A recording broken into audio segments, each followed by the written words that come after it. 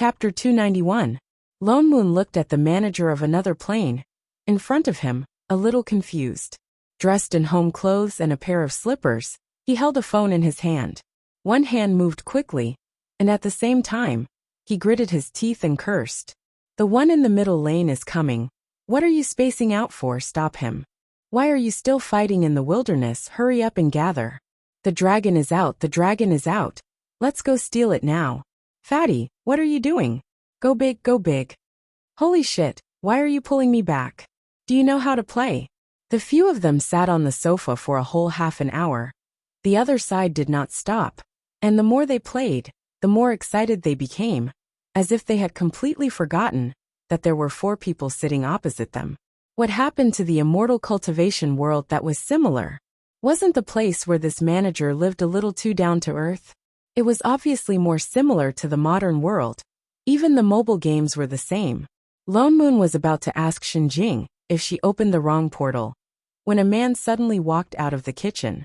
He was clearly wearing warm home clothes, but his whole body was emitting a cold aura, as if one would get frostbite if they looked at him for too long. He glanced at the few people sitting here awkwardly, put down the dishes in his hands, and walked over. You, Yao. He called the girl who was addicted to the game, his voice as cold as his person. But the way he looked at the girl, it was like ice had just melted, and he reached out to take her phone. The girl instinctively reached out to grab it. Master, I'm about to win. You Yao. The man frowned, glancing at the person on the sofa opposite him. The girl was stunned for a moment, then turned her head, the corner of her mouth twitching. Sorry, I forgot that you guys are still here. She directly stood up, coughed. Little Jing, long time no see. She smiled at Xinjing, her gaze fixed on Xining, and her eyes brightened. This is your littling, right? So cute, so cute. Right. Xinjing also smiled into a line, and pulled the girl to start talking. You don't know, she was even cuter when she was young. I still have her picture with me. Really? Let me see. The two immediately huddled together. Look, this is when she was 1, this is when she was 2. Wow, it's true. Look at her pink cheeks. How did you raise her? What milk powder? That's a lot to learn. Milk powder can't be fed casually, Wang Yao said. Since you have experience, why don't you introduce it to me? It just so happens that my kid can use it. Okay. Let me tell you. Xining, Lone Moon, I Ching. Seeing the two of them start to share their parenting tips, the trio on the sofa were speechless. The corner of Xinying's mouth twitched. She could not help but tug at the person beside her. Big sister, do you still remember why you're here? Xinjing was stunned. Only then did she put away her phone reluctantly. Yao, I've already told you the general situation last time. This time, I'm here because I want you to take a look at Littling. Your plane is about the same as hers. I think you might be able to find out what happened to her. Don't worry. The other party patted her flat chest angrily. Your problem is my problem. Leave it to me, there's no problem. With that said, she finally turned to look at them. She turned to smile at Xining, and reached out a hand. Hello Littling. I'm your sister's friend. My name is Zhu Yao. Xining. She directly reached out and shook her hand. Zhu Yao turned back to look at Xinjing. Oh yes. You didn't make it clear in your message. What's wrong with her body? Her data cannot be detected. It even exceeds the limit. Xinjing said in a low voice. And this situation only happened after she was pulled to another plane. Zhu Yao nodded and gestured for Xining to stand up. She walked one round around Xining, and after a while, she frowned and said, Strange, I don't see anything wrong with you. Forget about divine qi. There wasn't even the slightest bit of spiritual energy. This was not very possible for someone who had been to an immortal cultivation plane. You can't see it either? Xinjing's expression darkened. Zhu Yao thought for a moment. Suddenly, she seemed to have thought of something.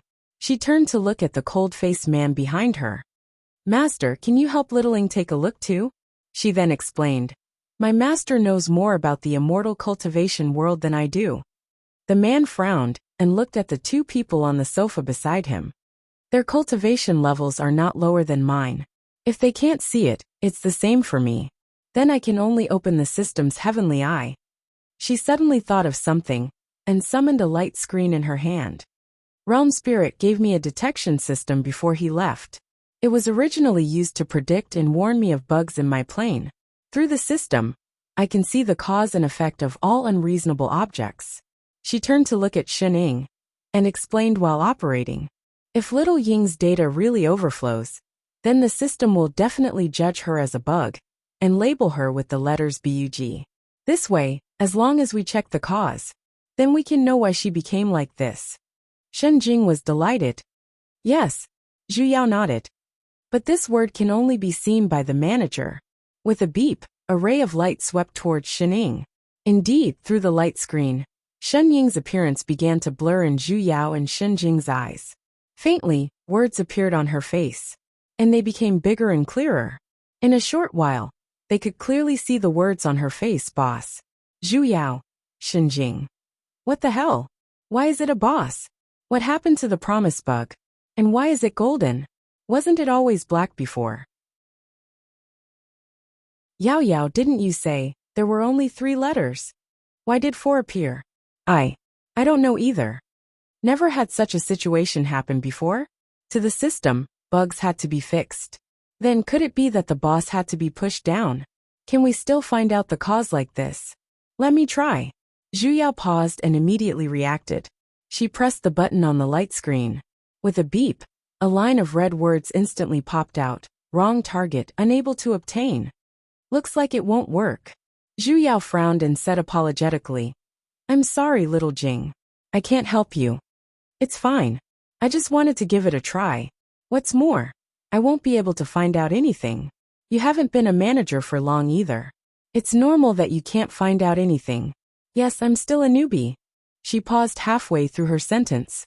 She suddenly thought of something and widened her eyes. Why don't I introduce someone to you? He must know. Who? The manager of my original world.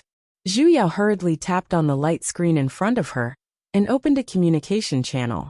She dialed 3 times, but the call did not go through. It was not that she did not pick up, but the other party immediately hung up.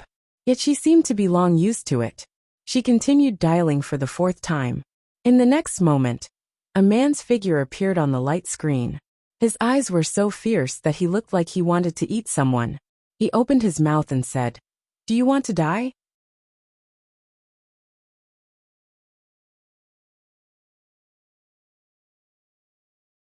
Chapter 292. Ha ha ha. Zhu Yao laughed. Boss, is Guogua there? Nope. Scram. The man's expression darkened. Just as he was about to hang up, a gentle voice sounded. Yao Yao, it's you. A girl suddenly appeared on the screen and pulled the man away. I haven't seen you for a few days. Where did you go? I went back to the immortal cultivation world for a business trip, Zhu Yao replied.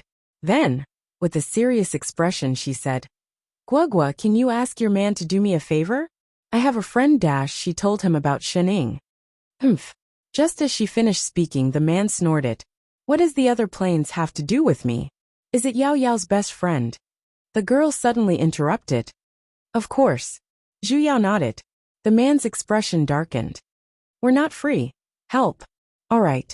In the next moment, the space in the room twisted, and a spatial tunnel appeared in front of everyone. Shen Jing, Zhu Yao, Yu Yan, the 3 people who were watching the whole time. According to Zhu Yao, her best friend's partner was an experienced manager. The plane she was originally in was the one he managed. That was a plane that was infinitely close to Shen Jing's. He was already a manager when that world was born. If there was anyone else who could find out about Shen Ying's situation, it would be him. And after checking Shen Ying's data, his face, which had been filled with disdain and wanted to chase everyone away, finally revealed a different expression. The screen in his hand was still lit up with a bunch of messy data, but the entire screen was red. How is it? I Ching asked anxiously. May I ask what happened to my master? The man's expression became even weirder. He scanned Shen Ying from head to toe, then sat down at the side and said, Nothing. Everyone was stunned. What did he mean? If I'm not wrong, her situation is better than everyone else's. He glanced at Shen Jing and Zhu Yao, then added, Including us. What do you mean? Lo Moon was stunned. Although I can't be sure, I'm not far from it. He gave Shenning a meaningful look and said with certainty, "Can you feel the limits of your power?" Shenning paused. Bottom line? Was there? That should be it. He didn't seem to need her to answer. He walked over and sat down beside Guogua. Turning to look at Shenjing, he said, "You are also a manager. You should know why we exist, right?" "An existence higher than this plane," Shenjing replied directly. "Yes." The man continued, "We are existences that are higher than our own plane. Or were born at the same time as the plane, like me. Or they can be directly acknowledged by the plane like you. Or the will of the world itself, for example, that one who often scrounges for food." He pointed at Zhu Yao. Zhu Yao. "In short, we are the plane itself," he continued. "That's why we can manage the entire plane. As long as it is born in the plane, everything is within the scope of management. Nothing can escape our eyes. Unless the other party has left the plane and is given control by the world's consciousness like a freeloader." Zhu Yao. "Enough, stop calling me a freeloader." "I know this," Shenjing said in a low voice. "But Littling belongs to my plane. I can sense her connection, but I can't find out her situation." "That's because she willingly allowed you to sense her. If she didn't want to, you wouldn't even be able to sense her existence." Shenjing faltered. At once, everyone in the room turned to look at Shenning. "Huh." Shenning froze. She silently put down the apple she had just picked up. "What's wrong? Can't I eat it?" Yi Qing, who was beside her, habitually handed over an immortal fruit. "How can this be?" Shenjing was still a little confused. "Little Ing is my biological sister. Of course she belongs to my plane. Wasn't I a gift from you when you topped up your phone?" Shenning suddenly interrupted. "Nonsense." Shenjing glared at her. "I obviously picked you up from the rubbish bin back then." Shenning. Yi Qing. Lone Moon. "Was there a difference?" "She was raised by me since she was young. She has the same blood as me." Shenjing continued. "Compared to other people, her connection to the plane is deeper. It's impossible for her to escape my senses. If you don't believe me, try using your plane authority." The man pointed at Shenning. Shenjing faltered. She turned to look at Shenning, her eyes narrowed. At once, there seemed to be a huge aura emanating from her body. It went straight toward the opposite side. In just a moment, the entire room was filled with a heavy pressure. A sense of fear that seemed to come from the soul rushed up to the heart. It made one completely unable to raise any thoughts of resistance. Everyone else was like this. But Lone Moon, who belonged to the same plane, completely could not control himself. With a thud, he fell to the ground. "Holy shit! Why is it him again?" K. Lone Moon felt his heart getting heavier and heavier. It was as if it was going to explode in the next moment. "Older sister." Shenning stepped forward and blocked in front of Father Niao. Suddenly, as if breaking something, the pressure around them disappeared. Even Shenjing took a step back. "Little Ing." She looked at the man in front of her in disbelief. "I told you," the man said. "She's no longer under the jurisdiction of your plane." Shenjing was stunned. Everyone else present also looked confused. They had no idea what they were talking about. Even Zhu Yao was at a loss, and had no choice but to give Guogua, who was at the side, a pleading look. "To put it simply, what's wrong with her?" Guogua asked. "Yes, my wife," the man replied immediately. He held Guogua's hand and said, "That means it's not her body that's changed. It's her existence itself that's changed. And it's the kind that even we managers can't understand." "What do you mean?" "Let's put it this way. If everything in the plane is of the same level, and the manager is a higher existence than the plane, that means our manager's ability is above all the living things in this plane." "I know that," Shenning answered. The man continued. "Do you remember what your body's first reaction was after you transmigrated?" Shenning tilted her head. "Hungry?" "That's right." He nodded. "You're Shenjing's assistant and her younger sister. Your body is more inclined towards the managers. Your older sister has been training you to become a manager. But the moment you transmigrated, your body was at a critical point. This point was the opportunity for you to become a manager. In the end, the moment you transmigrated, the power of the two planes was added to your body. That changed your existence, causing you to jump 2 levels. And it consumed a lot of energy. That's why you became hungry. You're saying that I became a manager? Shening was stunned. No, you accumulated 2 portions of plane power, he said seriously. Not just as a manager, but as... You surpassed the manager. Shenjing said directly. If managers are said to be higher than the plane, the man said slowly, you're now higher than the manager. Everyone. So this was what the previous boss meant. Chapter 293. Shen-Ying and the others came with a confused look on their faces. And they also returned with a confused look on their faces. Lone Moon finally knew what was going on with Shen Ying's terrifying power. No wonder no matter whether it was immortals, gods, or fiends, even those infinitely close to managing fiend celestials, they could not do anything to her. Even the realm gates that ordinary people could not cross, she could easily tear them apart with her bare hands. She was not on the same level as them at all, although he did not know what the so-called plane power superposition meant. But thinking about it carefully, the difference between her and them should be the same as the difference between a 3-dimensional person and a 2-dimensional paper doll. But couldn't she just tear it apart with her bare hands? No matter how beautiful the paper was, it was still paper. He felt that he needed some time to recover. Shen Jing did not intend to stay any longer. After understanding the situation, she directly opened the plane gate and planned to go back. Shening, on the other hand, looked calm as she nibbled on her fruit, as if she did not feel the arrogance on her body at all. Chef. Lone Moon nudged the person beside him who was in a daze. Let's go. Oh. I Ching nodded, turned back to look at Yu Yan who was hugging Zhu Yao, and then followed the few of them through the plane passage.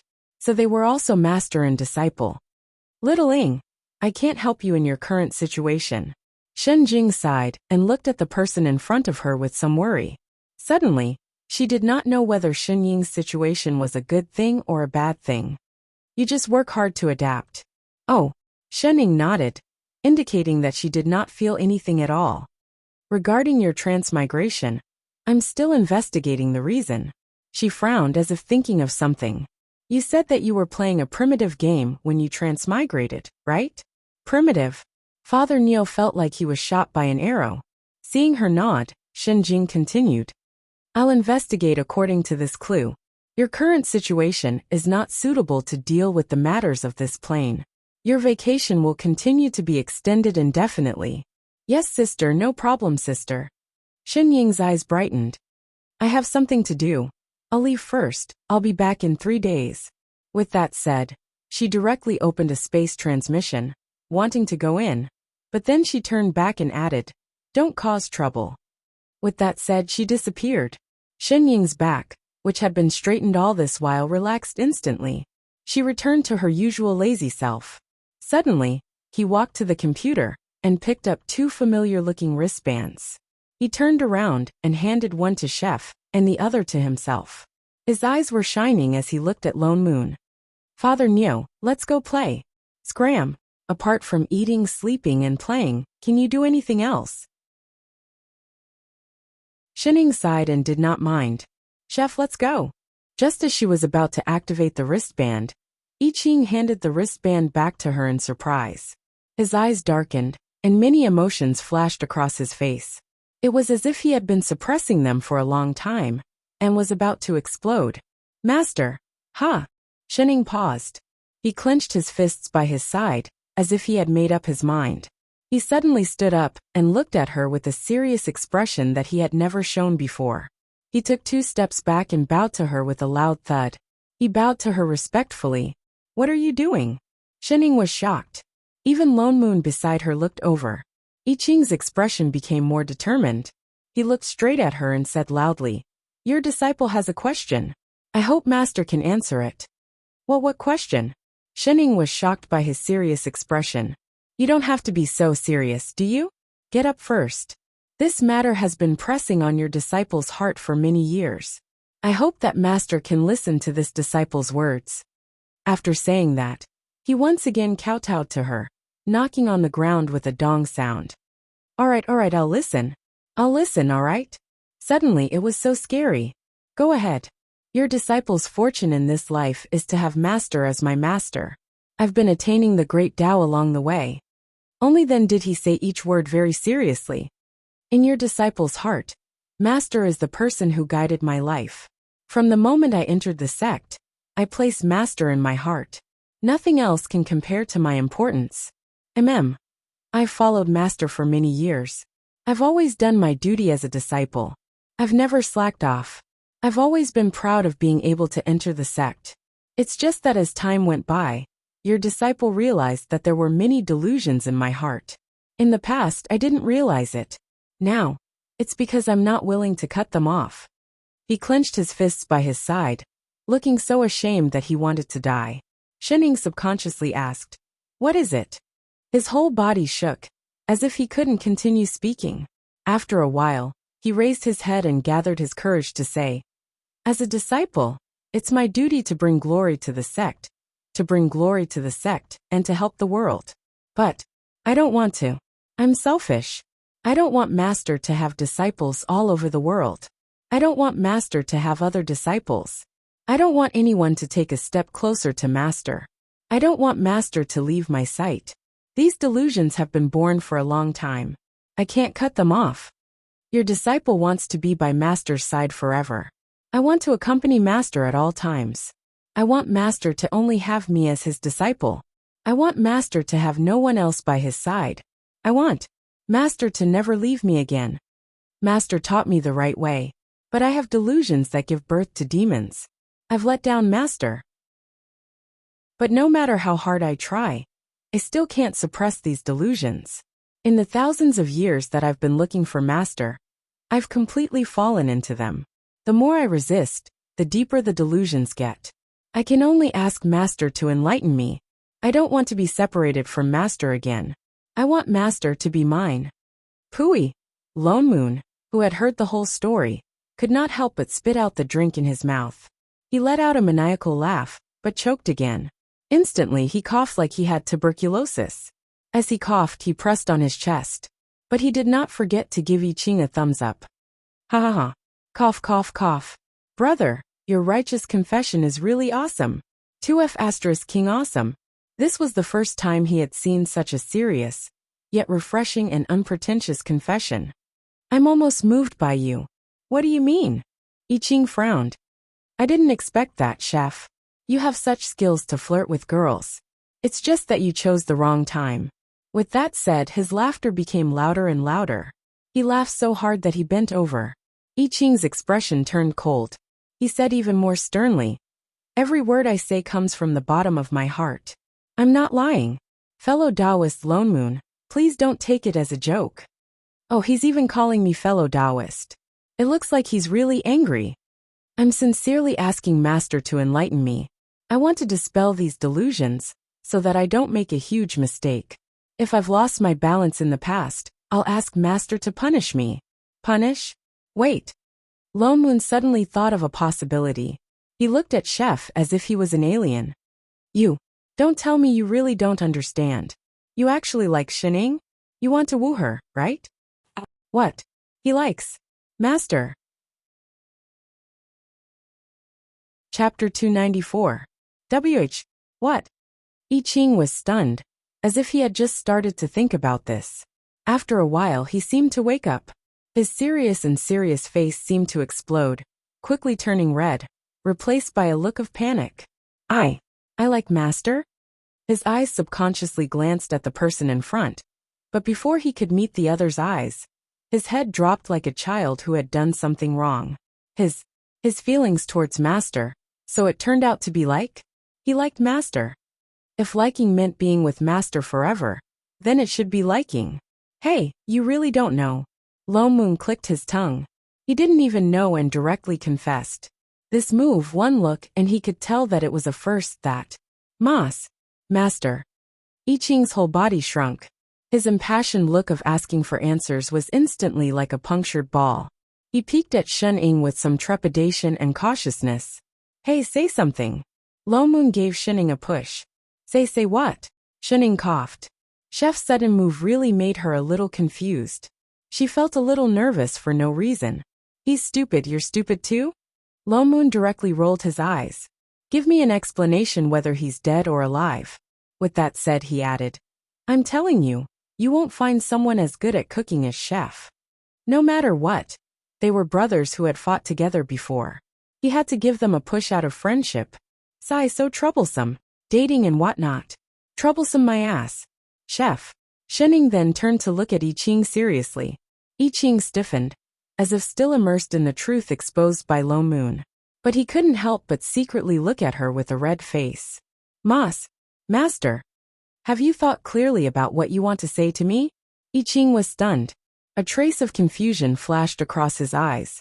His whole body was in a daze. He lowered his head, and didn't reply for a long time. Sigh. Shenning sighed. Then that's it for now. We'll talk when you've thought it through. She waved her hand, planning to end the meeting. It's almost noon. It's time to have lunch. With that said, she stood up, and was just about to ask Chef to get to work. I like Master. He suddenly opened his mouth, as if he had figured something out. His voice was even louder than before. He looked up straight into Shen Ying's eyes. His face was already as red as a tomato, but he still said word by word. If the idea of having Master as my own in my heart means that I like you, then I would like you to be my master. Then disciple likes Master a long time ago. I like and only like Master. Shen Ying. Lone Moon. Holy shit, this confession is even better. After a long time. But I might not like you very much. Lone Moon felt a little cold these few days. Ever since Chef's unexpected confession seemed to have failed. Although the two of them didn't seem to have any difference, the one who should be playing games was playing games, and the one who should be cooking was cooking. However, he felt that there was a low pressure in the room. As an onlooker, Lone Moon felt a little suffocated, especially when she accidentally caught sight of Chef's infinitely sorrowful gaze. More importantly, hey, aren't you going to do something about it? Lone Moon pointed at the busy figure in the kitchen. Do what? Shenning was stunned. What else can it be? Lone Moon rolled his eyes at her. Chef, he's starting to cook again. Is it strange that he's cooking? He's Chef. It's not strange that he's cooking, but there's no need to cook more than 10 meals a day, right? Lone Moon pointed at the table full of dishes. Since that day, Chef had never left the kitchen. He had been cooped up in there to cook. He had seen people who got drunk after falling out of love, but he had never seen someone who kept cooking after falling out of love. It was also very hard for him to buy groceries, okay? I said I'm full, but he won't stop. Shenning spread her hands. Suddenly, she seemed to have thought of something. Oh yes, Father Neo, remember to pay for the gas. Get lost. He glared at her. After a while, he couldn't help but ask, do you really not have any feelings for Chef? A little, I guess. If you do, then go for it. Lone Moon said. When did you become such a wishy-washy person? Didn't she see that Chef's heart was broken? Shenning turned to glance at him. He's different. How is he different? Lone Moon looked confused. He couldn't figure it out before. Don't tell me you can't see it. All these years, everyone can see that he has feelings for you. He's about to dig his heart out for you. That's why it's different. Shenning frowned and let out a long sigh. I am indeed a little interested in him, but it's just a little. I don't know how long it will last, and I don't know when it will be over. If a relationship is destined to fail from the start, it's better not to start. Lone Moon was shocked. He gave her a strange look. You're afraid that if you break up in the future, you'll hurt Chef's heart. Shen Ying's eyes turned. I think so. Are you sick? Lone Moon suddenly reached out and touched her head. You don't have a fever. You're already full. Why did your IQ drop? Get lost. Shenning slapped his hand away.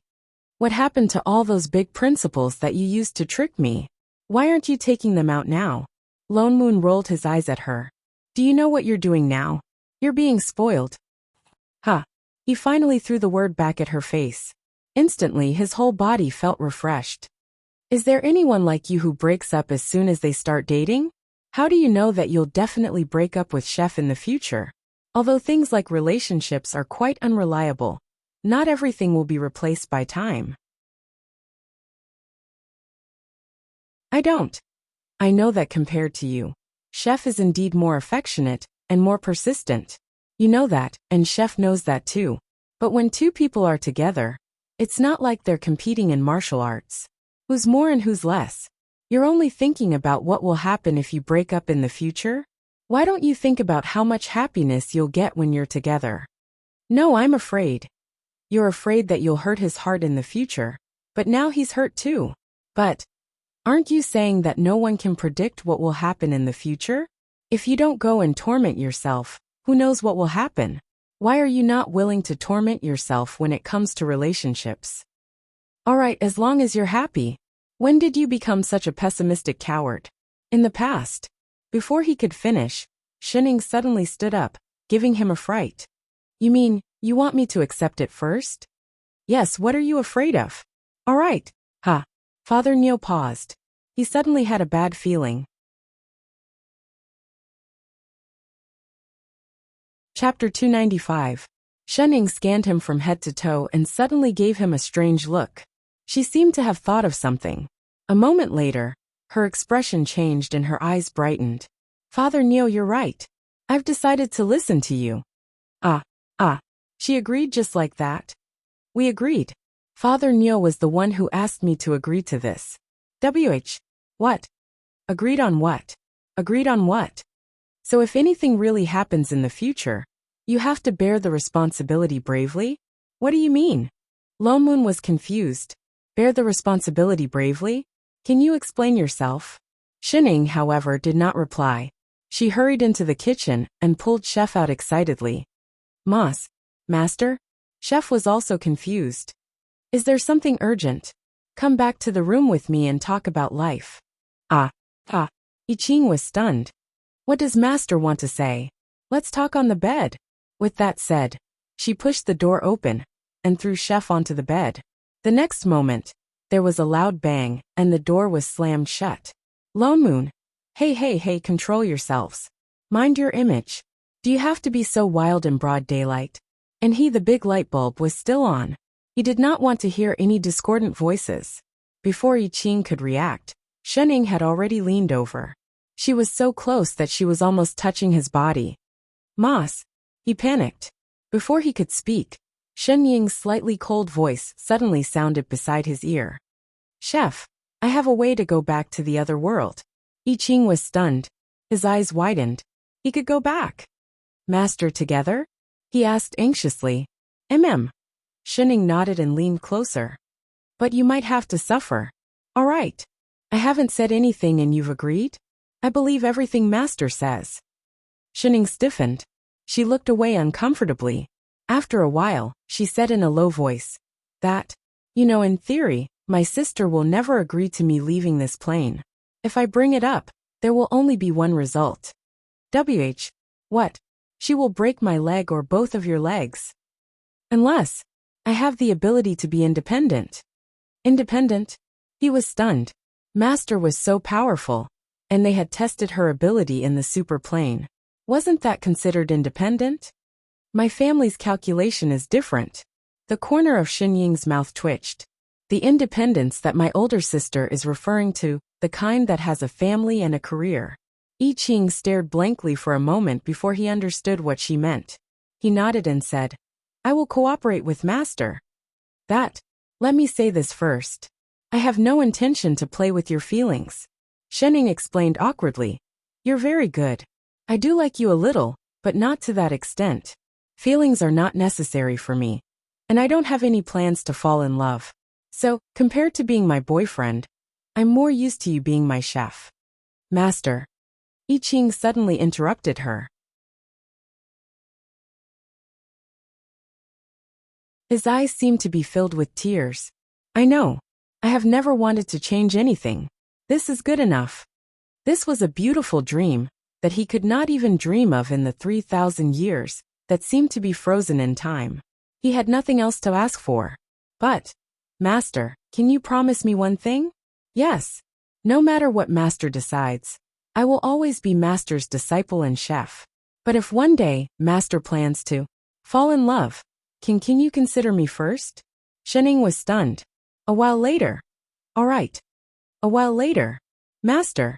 Yes. Why do we have to discuss this under the covers? My older sister will hear us. So, Master is lying on top of me. Can't she hear us? Didn't she just sit on top of him? Another half a while later. Master. Yes. Will your older sister really break our legs? Don't worry. Father Neo is here. She will break him first. Then, she will not have the strength to hit us. Recently, Lone Moon kept feeling a chill on his back. Even if he used his immortal chi, he could not alleviate it. What's more, his right eyelid kept twitching. He kept feeling that something big was going to happen. Perhaps it was because the plane did not match. No matter how he tried, he could not figure out what was wrong. Chef and Shenning seemed to be together, but they did not look like they were dating. Shenning was still playing games every day, looking as lazy as mud. Chef was still the same chef. Every time he looked at Shenning, his gaze became more focused, as if he had thought something through. He did not cook more than 10 meals a day. The two of them seemed to be no different from before. It made him wonder if it was his imagination that day when Shenning pulled I Ching into her room and did not come out for half a day. You two are really together? It did not look like it at all. In order to avoid any awkward situations, he even planned to buy the suite opposite Shenying's house. Yet that night, Chef still slept in his room. He did not have any intention of moving over to Shenying's side. Shenying was stunned. She turned to look at him. Then she hooked her finger at I Ching, who was carrying fruits. Chef, come here. Master? I Ching had not put down the fruits he had just cut. He looked up at her in confusion. Shenying suddenly reached out and grabbed his collar. She pulled him over and planted a kiss on his lips. But I Ching stiffened. The fruits in his hands fell to the ground, and his face turned red. Then she turned to Lone Moon. Is that okay? Was this considered showing off? Lone Moon was about to mock her when a thud came from the side. A figure fell down and hit the ground. In the next moment, Shen Jing, who had been missing for a few days, appeared in front of them. Lone Moon. I Ching. Shenying, who was still grabbing I Ching's collar. Her cold gaze swept across the three of them. Shen Jing's face was as black as the bottom of a pot. The temperature dropped. For a moment, the whole house was silent. As if he had a flash of inspiration, Lone Moon suddenly understood the reason for the chills he had been feeling these few days. And what did Shenying mean by what she said before? He had been watching too much drama these days. He had completely forgotten that Shenying had a demon king at home, and a demon king with a sister complex. Lone Moon could vaguely hear the sound of a bell ringing. Two words popped up in his mind. They started to appear endlessly. I'm going to die, I'm going to die, I'm going to die.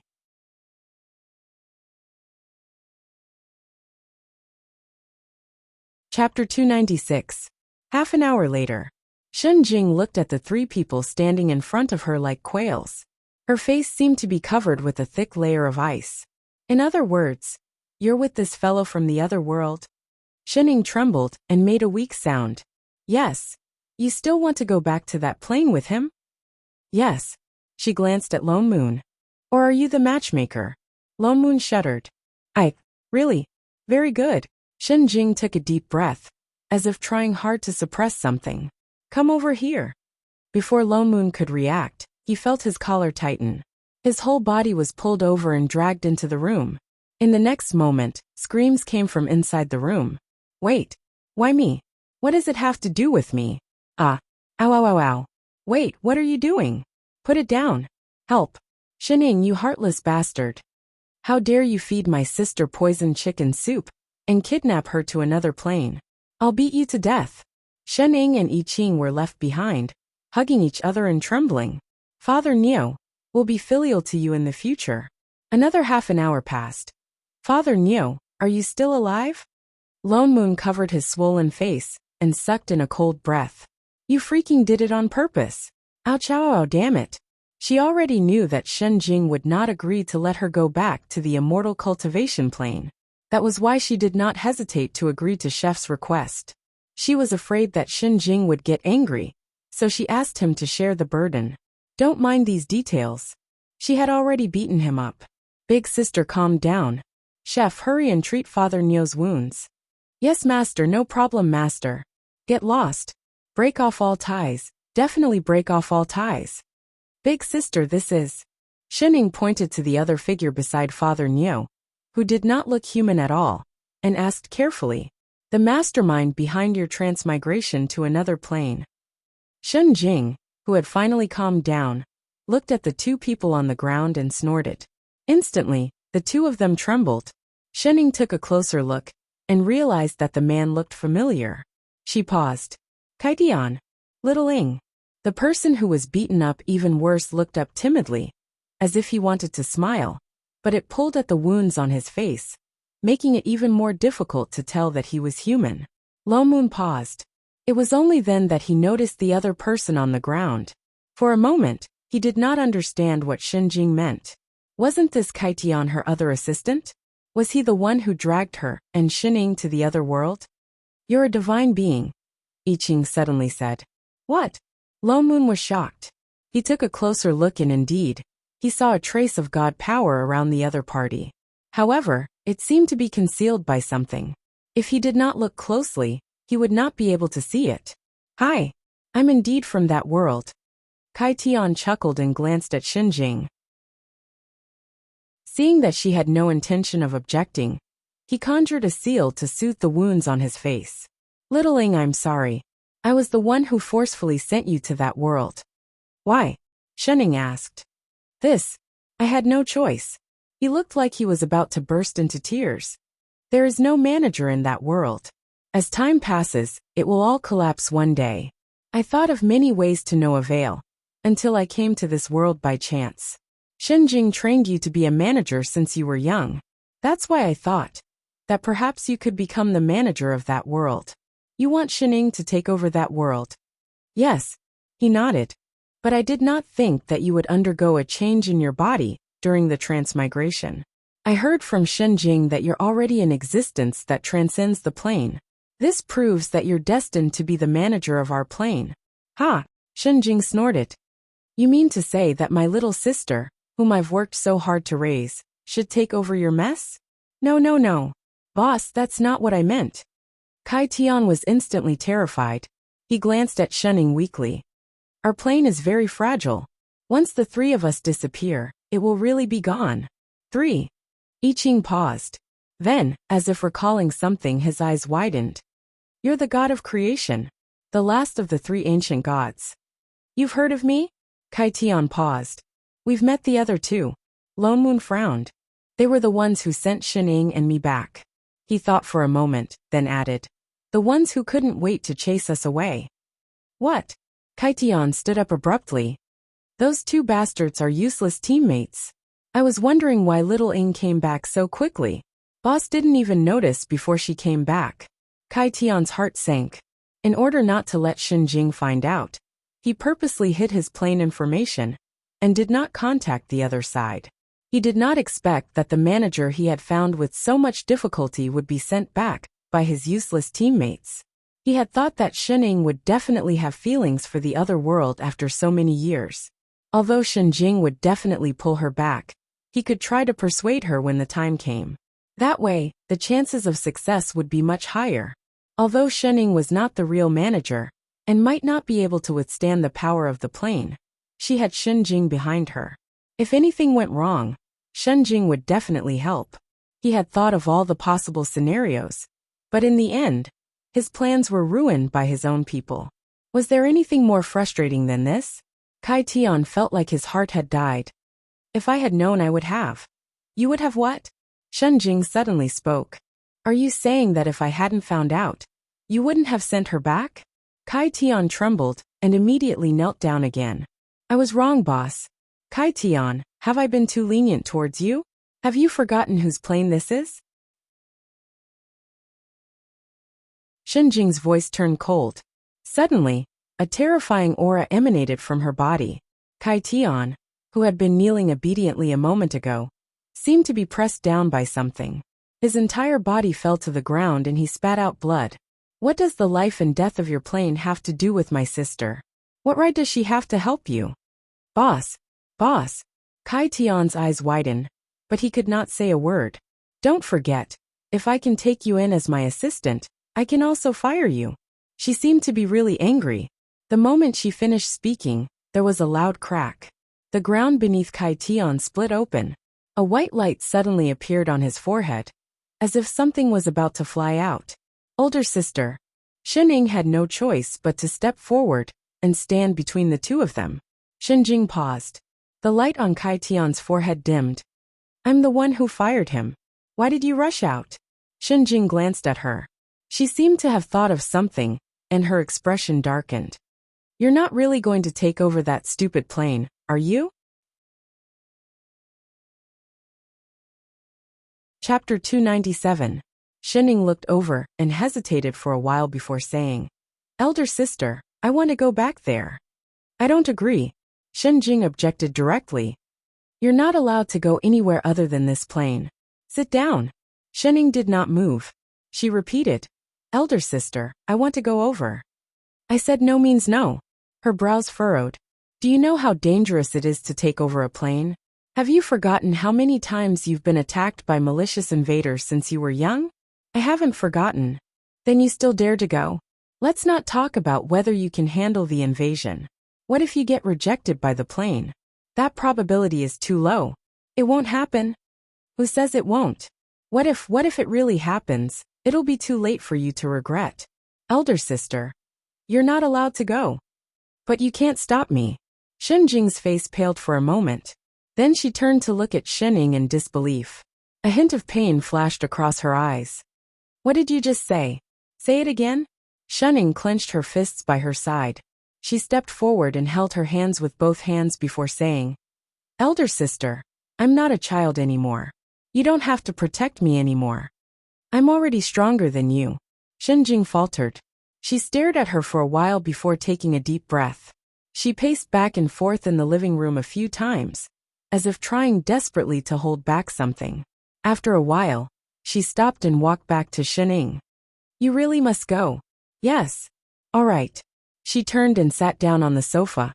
Her whole body relaxed as if something had been removed. She leaned back on the sofa. I promised you that when you're independent, I won't bother you with everything anymore. Just think about it carefully. With that said, her gaze was like an icy knife, stabbing straight at Chef beside her. And you're right. With your current abilities, I really can't stop you. The little sister she raised with so much difficulty was about to fly away with someone else. She really wanted to kill that bastard who kidnapped her. But think about it carefully. With your current abilities, you can control any plane. Even if you want to create a new one, you can. Are you sure you want to go back to that world? She turned to glare at Kay on the ground and said, Not even a manager has been there before. Who knows how many traps are waiting for you? Actually, you don't have to worry. Littling already dealt with the biggest problem last time. Kai Tian was still lying on the ground pretending to be a quail when his eyes lit up. He immediately said, Plus, I can help too. Humph. Xinjing snorted coldly. You speak as if you can escape from under my nose. Super Kai Tian coward immediately shrank back. I can bring Father Niu and Chef along, Xining said. He's more useful than Kai Tian. Kai Tian. Fine, he was stabbed in the back again. He can. Xinjing pointed at the person who had occupied her kitchen the moment he arrived, then looked at Lone Moon. But he is originally from this world. If he goes to your side, it would more or less affect the plane. What if I become the manager's assistant? Xining asked. Assistant? She frowned and turned to look at the traitor Kai Tian on the ground. Becoming an assistant could indeed change the ownership of the plane. Think carefully. You can only have 2 assistants, and you can't change them. If not for this reason, she would have beaten Kai Tian to death. Xining nodded vigorously. Having Father Niu is enough. She could already see her permanent vacation waving at her. Lone Moon, who was suddenly affirmed. Xining was saying this to get them to go back to that world, wasn't she? She definitely was, right? Why did she suddenly have a bad feeling about this? Forget it. Your current abilities have already surpassed the existence of the plane. I can't control you anymore. You can decide for yourself. But before that, she turned and began to stare daggers at Kai Tian. Then she kicked him. Since Littling has already decided to take over the plane, I won't pursue what you did previously. But you better settle the mess on your side otherwise. Yes, boss. No problem, boss. Kaitian immediately straightened his back. He felt as if he had been hit by a pie. This was great. Their plane finally had a manager. His years of hard work had not gone to waste. He was so happy that he wanted to cry. Asterisk asterisk asterisk asterisk asterisk asterisk asterisk asterisk. Lone Moon never thought that they would be able to return to the immortal cultivation world so soon. What's more, Shening had become the manager of that world. In other words, he could do whatever he wanted in the three realms. Although it seemed like it was the same in the past, being able to return to a familiar place made him excited for no reason. Shenjing merely drew a line in the air and opened a white passageway. Large amounts of familiar immortal chi surged towards them. They could faintly see the familiar scene inside. She was the manager of the plane after all. She was on a completely different level from the plane door that Godfiend opened.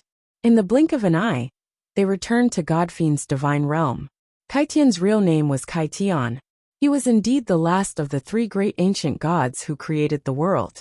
Perhaps he had suffered too much from Shenjing, but once he returned to the divine realm, he pulled Godfiend and Mingpa to scold them nonstop for 3 hours. He scolded the two of them like they were his grandchildren.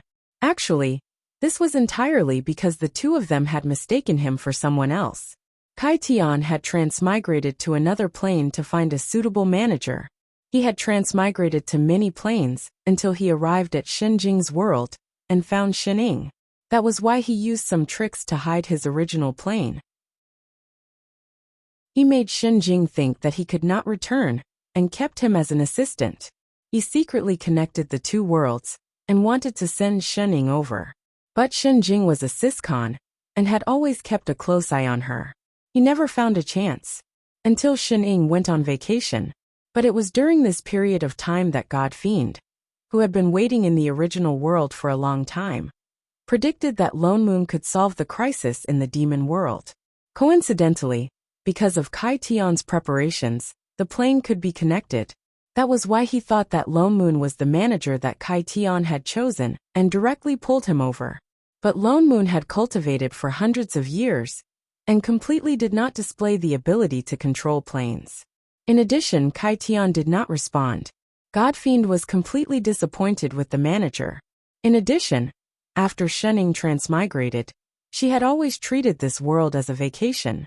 She did not reveal any of her abilities in terms of planes. In addition, Shening changed when she transmigrated. Even they could not predict her limits. This made Godfiend feel threatened and treated her as an intruder. He found a chance to kick Shening out of the plane together with Lone Moon after resolving the crisis in the demon world. Lone Moon wanted to beat Godfiend up, but on account that Kaitian had already made a move, he endured it. After Kaitian gave his instructions, he returned to the other plane. He had already accepted Shenjing's assistant seal. Even though he was originally a creation god here, he no longer belonged to this plane. That was why he could only go back and continue working for Shenjing. He might also have to add in Shenying's previous job. Chapter 298. Boss, we've been waiting for you for a long time. You're finally here. The Godfiend, who knew the truth, blinked his eyes like stars. He looked at Shening with sparkling eyes. He no longer had the fake look from before. He looked very obedient. Lone Moon's mouth twitched. Wait my ass. He was the one who kicked them back to the plane. Sect Master, I knew you'd be different. Mingpa, who was basically implicated by the Godfiend, looked excited. Boss, I was blind not to recognize you before. In the future, we'll be at your beck and call and fight for a harmonious and perfect three realms for life. Sect Master, under your leadership, our three realms will definitely prosper and become better. Boss, all living beings in the three realms will become one.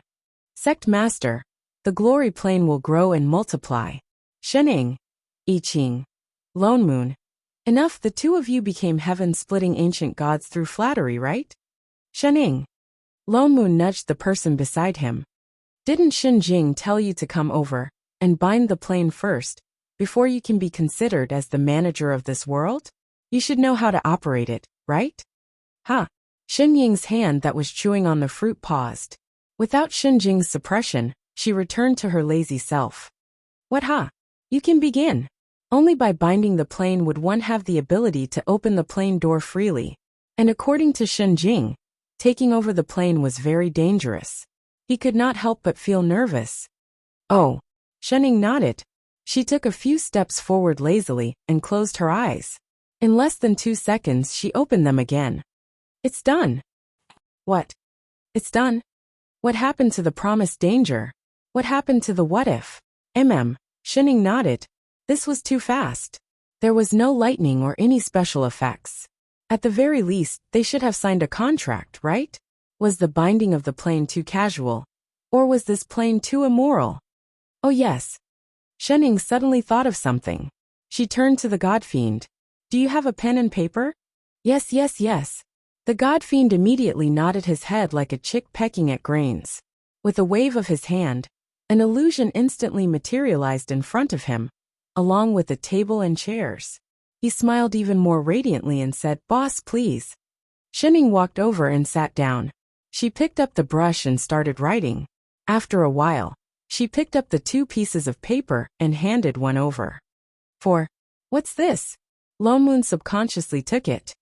Proof of you and Chef's assistance. Lone Moon stared blankly at it. He read it carefully several times before he recognized what was written on the paper. I hereby hire Mr. Father Neo to be the assistant plane manager of Q23333 Immortal Spirit Plane, and hereby grant this certificate. Plane Management Committee *year *month *day. Winky face, what the hell? So the position of a manager's assistant was also this casual. Just a piece of paper? Also, what was this brush writing that looked like a dog crawling? If you don't know how to use a brush, can't you make a fountain pen? And to hell with Father Neo. Lone Moon was about to spew out his complaints. In the next moment, the paper in his hand suddenly lit up. A blinding golden light instantly enveloped his entire body. In the next moment, he felt a chill on his forehead. An unfamiliar symbol suddenly floated out of his body. It was an infinity symbol in the shape of an inverted figure 8. He didn't have time to think about what it was. Suddenly, those black words that looked like a dog crawling on the paper floated up. As if they were alive, they surrounded that symbol, getting tighter and tighter. With a ding sound, that symbol seemed to be crushed. It disappeared along with those words. Lone Moon only felt his entire body relax. As if there was something he didn't understand. But the connection that had been binding him was directly broken. In the next moment, the immortal power that was originally abundant in his body flowed out of his body like water. His cultivation also fell rapidly. From the original young emperor cultivation, it fell all the way to the bottom. Even Chi Refinement's endurance could not compare. He clenched his fists. But he didn't feel much like he had become immortal again. Instead, he felt like he was omnipotent. As if as long as he wanted, all the 3,000 worlds would be in front of his eyes. Even the godfiend and Mengpa beside him, who he thought had unfathomably high cultivation, were just like elementary school students in his eyes. The difference was only between them and middle school students. Apart from Shenning, who still had a lazy expression on her face. She still looked like an ordinary person, but for some reason, an illusion of being unable to resist arose in his heart. So this was the manager's assistant? It felt like he had the authority of a GM. Lone Moon was a little confused. He turned to look at I Ching, who was also holding a piece of paper. Chef, you? He stopped mid-sentence. His eyes widened. Holy shit. In contrast to his relaxed expression, Chef's face was pale. He was sweating profusely. An infinity symbol also appeared on his body. But for some reason, the words on Xin Ying's letter of appointment only wrapped around that symbol. They did not directly crush it. And the longer time passed, the paler Chef's face became. Even his body seemed to be unstable. He fell straight down. Chef. Shenning helped him sit down. She looked at the infinity symbol that was still floating on his forehead. Her eyes turned cold. She turned to look at the godfiend behind her. What did you do to him? This meant that the rules of the plane were binding him. The godfiend's whole body trembled. His legs turned to jelly. He could not help but kneel down. Boss, this has nothing to do with me. He chose to transmigrate on his own. I couldn't stop him. Sect Master. Mengpa looked conflicted. Elder I Ching, in order to transmigrate to find you, he used up all his cultivation to open the plane gate. Now that his body is about to collapse, of course he can't withstand the manager's seal. What? Lone Moon exclaimed, his face full of disbelief. He transmigrated on his own. Wasn't it the God Fiend who opened the plane gate? We don't have the ability to open the plane gate at any time, the God Fiend said weakly. The God Fiend said weakly. Otherwise, he would not have waited so long to send Shen Ying and Lone Moon back. What's more, there's a manager on that side. It was already very hard for him not to be discovered. But Shen Ying clearly helped him repair his body. When Chef first transmigrated, he indeed looked like he was on his last breath. But Shen Ying clearly used that healing device to heal him. What's more, when they went to that dead star, he even transformed into a phoenix. Nothing seemed to happen to him. Why did he suddenly become like this when he came back? This is the difference between planes. He doesn't belong to that plane, the God Fiend continued. Because there was no manager before. Even if you healed him on that plane, once he returned to this world, he would still change back to how he was before he left.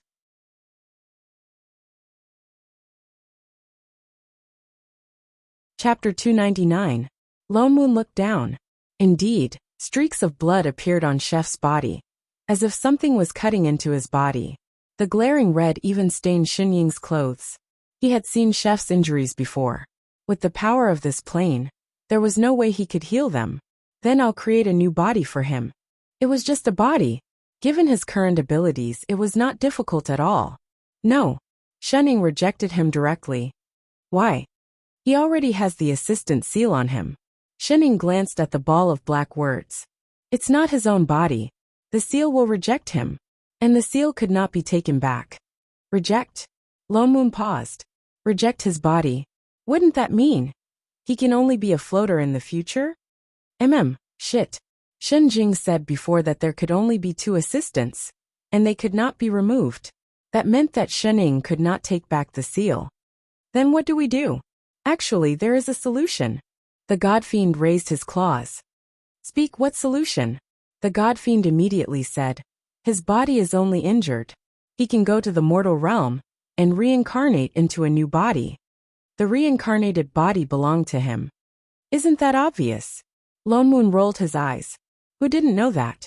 But, I'm not going. Chef retorted directly. He grabbed Shen Ying's hand. Reincarnation has to go through the river of forgetfulness.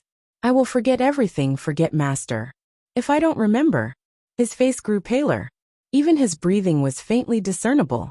He paused for a while before finishing his sentence. If I don't remember, then when master is hungry, who will cook? What if he was famished? What if other people did not make it to his taste? Lone Moon. Shen Ying. The God Fiend. Mengpa. Flip's table. Degree. Is the main point cooking? You're about to die, and you're still thinking about cooking. How professional are you? Shen Ying did not find a manager assistant. This was a damn nanny. Don't you have any other way? The corner of Lone Moon's mouth twitched. Putting aside the matter of cooking, if Chef entered the cycle of reincarnation and forgot everything in the past, would he still be the same chef? Actually, you don't have to forget, the God Fiend said weakly. What do you mean? Wasn't it said that once one's soul entered the river of forgetfulness, all memories of their past lives would be erased, and they wouldn't be able to remember anything? As long as Mengpa personally brings him to the lower realm to be reincarnated. He turned to look at Mengpa beside him. Granny Meng was stunned. She seemed to recall something and nodded repeatedly. That's right. I can send him down. This way, we won't have to go through the river of forgetfulness, and our memories won't be erased. There's no need for that, Shen Ying suddenly said. The few of them turned to look at her. Shen Ying raised her hand and pointed at the assistant imprint that was wrapped up in front of him. In the next moment, the imprint sank directly into Chef's forehead. Chef's body also began to emit a white light, getting brighter and brighter. In a short while, his entire body was wrapped in white light. Master! I Ching panicked and grabbed Shen Ying's hand. I'll look for you. Shen Ying looked straight at him. I Ching's expression changed. After a long while he slowly let go. In a short while, he was completely wrapped up in the ball of light. His body also began to become smaller and smaller. Shenning raised her hand and he flew out. In a short while he disappeared. Where did you send him? Lone Moon was stunned. Nothing much. I just returned to the lower realm. Huh? What did she mean? Shenning did not answer. She only turned back to look at the god fiend. Next, it was time to settle scores. The god fiend suddenly felt his entire body become heavy. A huge pressure covered the sky and covered the earth. He could not even think of resisting. The god fiend directly knelt down.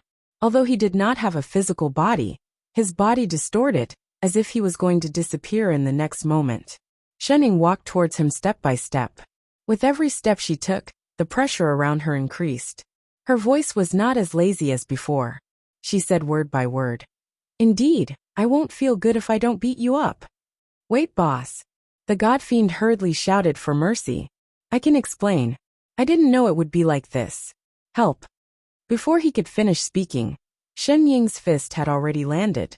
In a moment, the entire divine realm reverberated with his tragic cries. Shenning was probably really furious this time. She did not hold back at all. Even the entire divine realm cracked and cracked. Not to mention the god fiend who was facing her anger. It was a tragic sight. Anyone who heard it would feel sad. Anyone who saw it would cry. So, Lone Moon directly turned his head away. He chose not to look. 0. Shenning beat the god fiend for a whole half an hour. This was the highest she had ever beaten before she stopped. There was not a single piece of uninjured flesh on the god fiend's body. Lone Moon did not know what she had done, but the god fiend's injuries could not be healed using sorcery. He could only lie on the ground crying out in pain. This was definitely the worst that the god fiend had ever been in. If not for the fact that Chef was already in the lower realm, Shenning probably would not have stopped. Let's go. Shenning opened up a path and waved at Father Niu. Sect Master Elder Lone Moon, why don't I send you off? Meng Pa, who had been watching the whole time, hurriedly suggested. I'm the most familiar with things in the lower realm. I can find people right away. Lone Moon was about to reply when Shenning beat him to it. No need. But Sect Master, Meng Pa. She still wanted to say something, but Shenning suddenly turned to look at her. In the future, you don't have to call me Sect Master anymore. Huh? Meng Pa froze. When you sent us back the last time, although I can understand your position, but, as expected, you will still be angry. Shenning looked at her seriously. The child that she had raised chose to stand on the other side. So from now on, you are no longer a disciple of Invincible Sect. With that said, she did not stay any longer.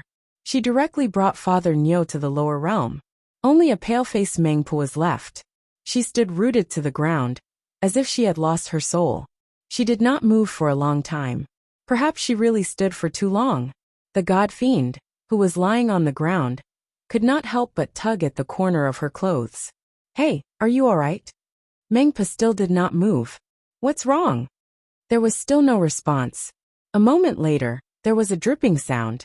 A water droplet fell and hit the god fiend's hand. Why are you crying? Meng Pa seemed to wake up. Her legs gave way, and she sat on the ground. She wailed loudly. Wah! It's all your fault, all your fault, all your fault.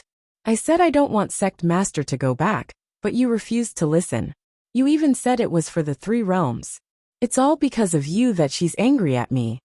You don't have to be so sad, do you? I didn't know that she was the manager that Kai Tian found. I don't care.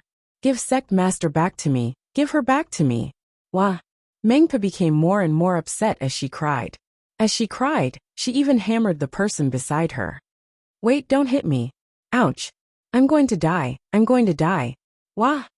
Why was he always the one getting beaten up?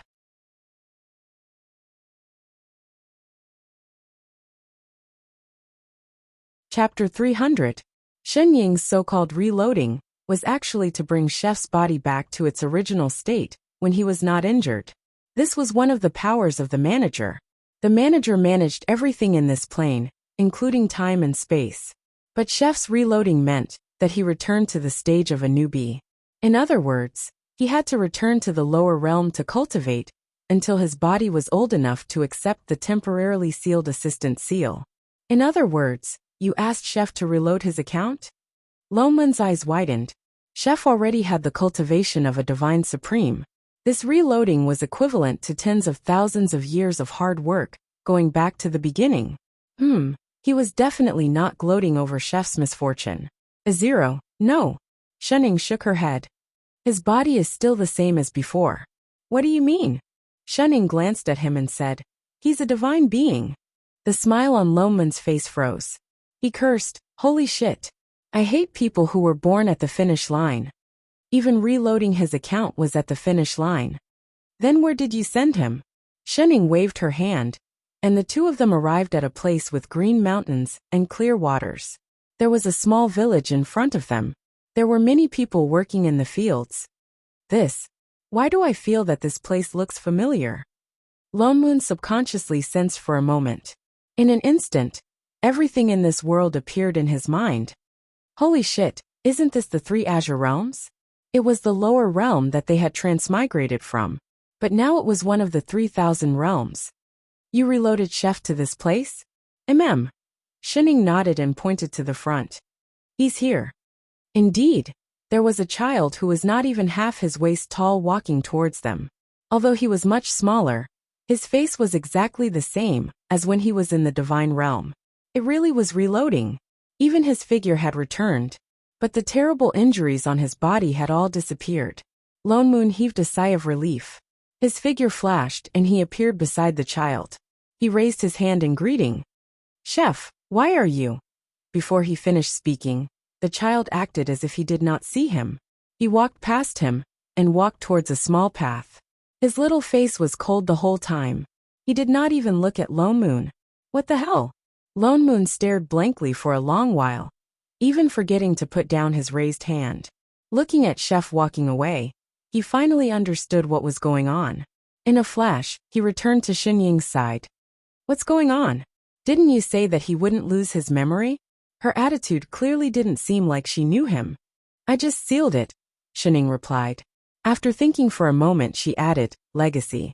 Lone Moon paused, then reacted immediately. The dragon race had their own heritage. Chef's memories naturally had this heritage.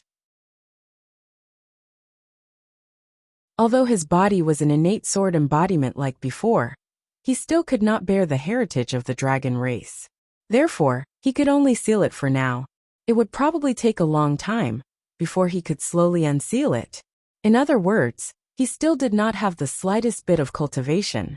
Why did he suddenly feel more comforted? Wait, he suddenly thought of a problem.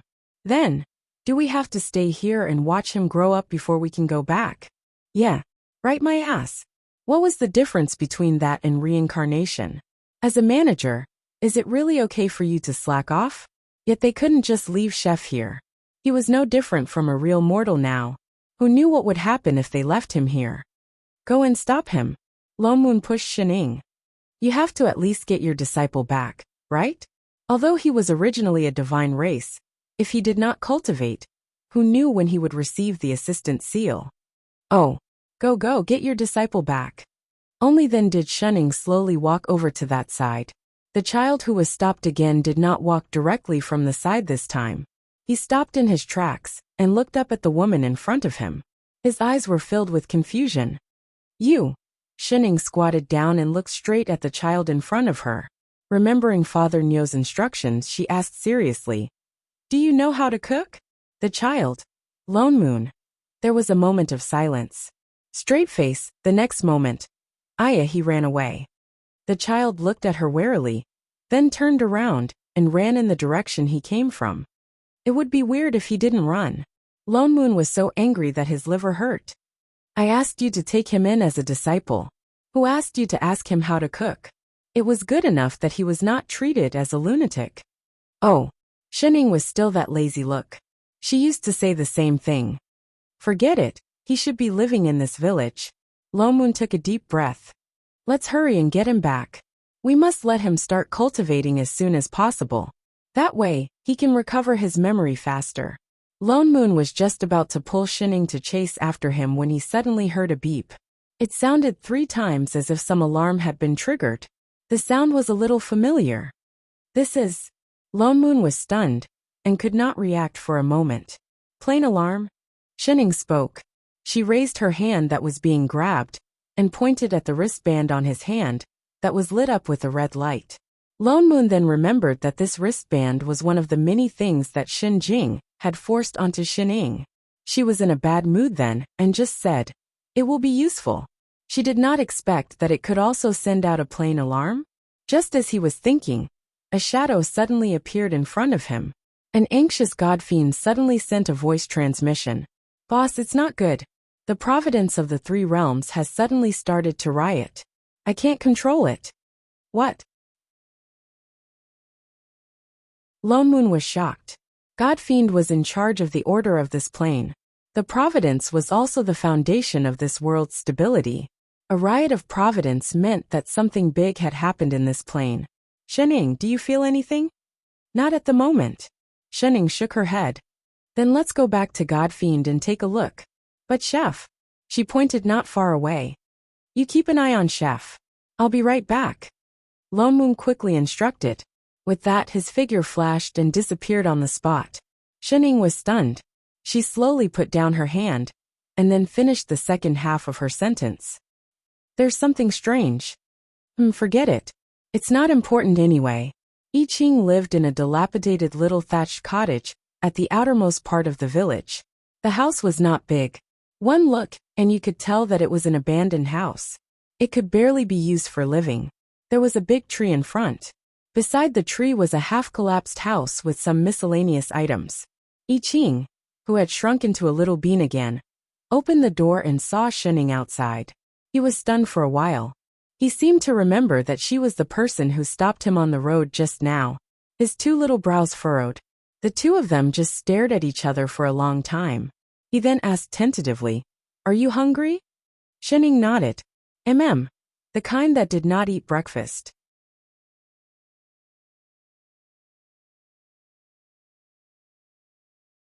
Chapter 301. So it was because she was hungry that she had been following him? The child looked as if he had figured out the reason. He then opened the door to the courtyard. "Come in." Xining followed his advice and walked in. She scanned the room, which was old and shabby, but still relatively clean. She turned to look at the little bean who was busy at the side. Perhaps it was because of the time difference in the divine realm. He was already a 10-year-old child in the time she took to beat up the godfiend. "Wait here for a while." He turned to enter the house and took out 2 salted fish from somewhere. "These were given to me by Granny Wang from the village. These are all I have." Xining looked at the salted fish in his hand and did not say anything. "You don't know how to cook?" Seeing that she did not take it, the child could only ask. "No." She shook her head firmly. He looked at the salted fish awkwardly and then glanced at the half-collapsed house. After a while, he seemed to have made up his mind. "Wait a moment." He walked in. Xining then realized that it was originally a kitchen. She could even see a stove.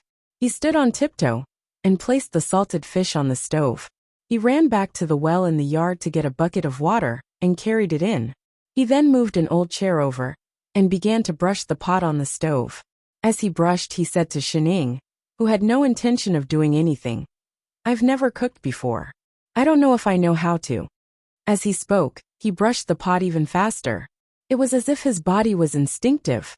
Even the salted fish, who did not know how to cook at all, had a dozen methods in his mind. He subconsciously muttered, "It's a pity there's no rice." "I have it," Xining suddenly said. The child who was brushing the pot was startled. He turned to look at Xining, who had suddenly approached him. Before he could react, Xining reached into the pouch beside her and pulled hard. The pouch was only the size of a pouch, but in an instant, she pulled out a sack that was even bigger than his body. It was filled with white rice grains, each crystal clear and plump, and he could faintly see a faint white gas coming from it. "Here." Xining placed the sack at his feet. The child jumped down from the shabby chair and curiously looked at these seemingly beautiful grains of rice. For some reason, another thought emerged in his mind. He opened his mouth and said, "Red spirit beast meat is very fragrant, but it's a pity that there's no." "I do." Before he could finish his words, the person in front of him took out another piece of bright red meat from the bag. His eyes widened even more. Red spirit beast and ordinary chicken. I do. She took out another piece of chicken. That immortal spirit goat. I have it. He took it out. Swamp beast. I do. He continued digging. Fresh fragrant grass. I have it. He was still digging. Onion and ginger. I have it. He dug around without restraint. Oil, salt, sauce, vinegar. I have it. Wolfel took it out. Pots and pans. I have. 10 minutes later, the kitchen floor was filled with all kinds of ingredients. Even the yard outside was filled with them. The child was shocked at first, but he was completely calm towards the end. He turned and climbed back onto the shabby chair, and quickly started cooking. The more he cooked, the more confused he became. He had never cooked before, but once he got the ingredients, his body knew what to do subconsciously, as if it was instinct. An hour later, fragrant dishes filled the entire table. Shenning didn't need anyone to call her. She was already sitting in front of the table, and like a gale sweeping leaves, she began to eat. On the other hand, the little bean at the side had a confused look on his face, as if he had no idea what was going on. He glanced at the person eating happily beside him, but he didn't feel the slightest bit out of place, as if this was how it was supposed to be. He turned to look at the leftover ingredients on the floor, and then nudged the person next to him. Do you want to keep it? Shenning stopped eating, and directly pulled off the storage bag beside her, and handed it over. The child was stunned, and subconsciously took it. Only then did he understand that she wanted him to keep it. He swung his legs and slid down from the chair, and began to put the ingredients on the floor into the storage bag one by one. The more he stuffed, the more surprised he was. He had never seen such a magical bag. There were so many things in it, but it wasn't heavy at all, as if it could never be filled. He couldn't help but flip it left and right twice. After a while, he walked back and handed it back to the big sister, who suddenly appeared at his doorstep. But she didn't take it.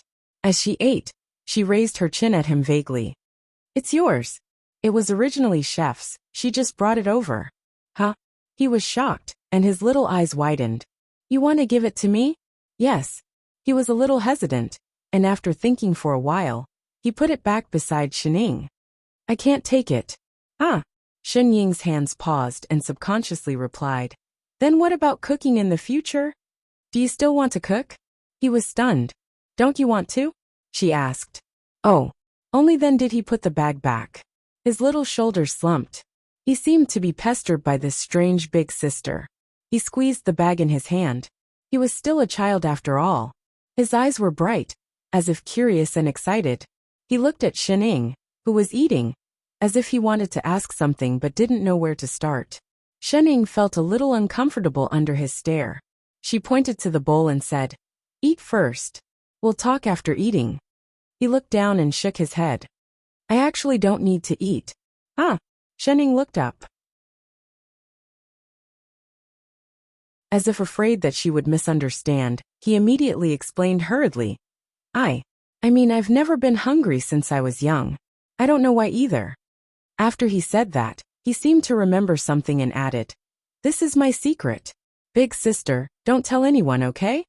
Although he was only 10 years old, he still vaguely understood some things. For someone like him who didn't need to eat, it must be abnormal. He had never told anyone this secret before. He didn't know why he blurted it out today, as if he instinctively thought that it was okay to tell her. Oh, Shenning replied. Then, as if remembering something, she continued to eat. Shenning ate very quickly, but there were too many dishes on the table. After half an hour, she had only eaten less than half of them. She kept eating, and the child kept watching from the side. He tried his best to hold back the questions in his heart, watching as she was about to put down her chopsticks. His little face lit up instantly. Just as he was about to speak, a young male voice suddenly came from outside the house. Hey, wild boy, are you there? A little head squeezed through the door of the courtyard. He scanned the courtyard, and a glimmer of light that didn't belong to his age flashed in his eyes. Shen Ying's hand paused. Yo!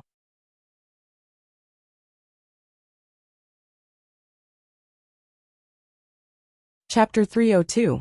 The child frowned and seemed a little unhappy. He jumped down from the chair and opened the door to walk out. "Dog, why are you here?" The child at the door was also an orphan who suddenly appeared in the village like him. Both of them had no memories and lived in the abandoned houses at the entrance of the village. The villagers would help them from time to time, and the two of them lived in the village for 5 or 6 years. Perhaps because of their personalities, although they had the same experiences, the two of them did not have much contact. "I told you not to call me dog. My name is Jingqi." The child frowned and thought of something. He shook the sweet potato in his hand and said with enthusiasm, "Grandma Wang gave me a sweet potato. Let's eat it together?" "No need." He shook his head. Jingqi did not listen to him at all. He directly stuffed the sweet potato into his hand, and the child had to catch it. "Eat, eat," Jingqi urged. He took a bite and looked at the child while eating. "We are in the same boat. It's normal to help each other." He chuckled and looked generous. His eyes rolled as if he thought of something. He snorted and said, "This village is full of unruly people. How dare they say it's a village protected by immortals? They live a rich life and harvest every year, but they usually ignore us. Where is the demeanor of an immortal? Isn't it because we are young and easy to bully?" The child was stunned. He glanced at the sweet potato in his hand and subconsciously frowned. He felt that there was something wrong with what he said, but he could not tell what it was. The more Jingqi spoke, the angrier he became.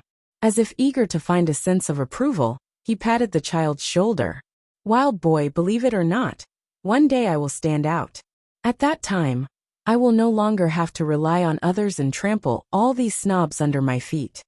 The child was stunned. After a while he nodded. He just wanted him to leave quickly. "I knew it. Only you can understand me." His expression lit up, and he laughed like a little adult. "Just for the sake of your trust, I, your brother, will protect you in the future. Do you want to go out with me?" "Go out of the village?" The child immediately shook his head. "Everyone says that the outside of the village is very dangerous. We can't go out." "You believe that?" Jingqi rolled his eyes and snorted. "Soon, the danger will not be outside the village, but inside the village. If you... what's that smell?" He suddenly sniffed and seemed to have thought of something. His eyes lit up and he said, "Oh right, I heard from Grandma Wang that she gave you 2 salted fish. You must not know what to do, right? Why don't I help you?" Without waiting for his reply, she pushed open the door and walked in. "Wait!" He hurriedly chased after her. The other party had already seen Shunning sitting inside, and the table in front of her, that was filled with unfinished food. He was completely stunned, as if he had never expected to see such a scene. He stared at the table full of dishes, and there were faint sounds of swallowing. When the child hurriedly chased after him, his little face immediately scrunched up into a ball, and he looked at the person who rushed in with a disapproving expression. The child called Jingqi tried his best to control the desire in his eyes as he looked at the food. He smiled politely at Shening and said in an innocent voice, "Big sister, are you eating?" As soon as he finished speaking, his stomach made a growling sound. Shenying's eyes narrowed, and she replied, "Yes."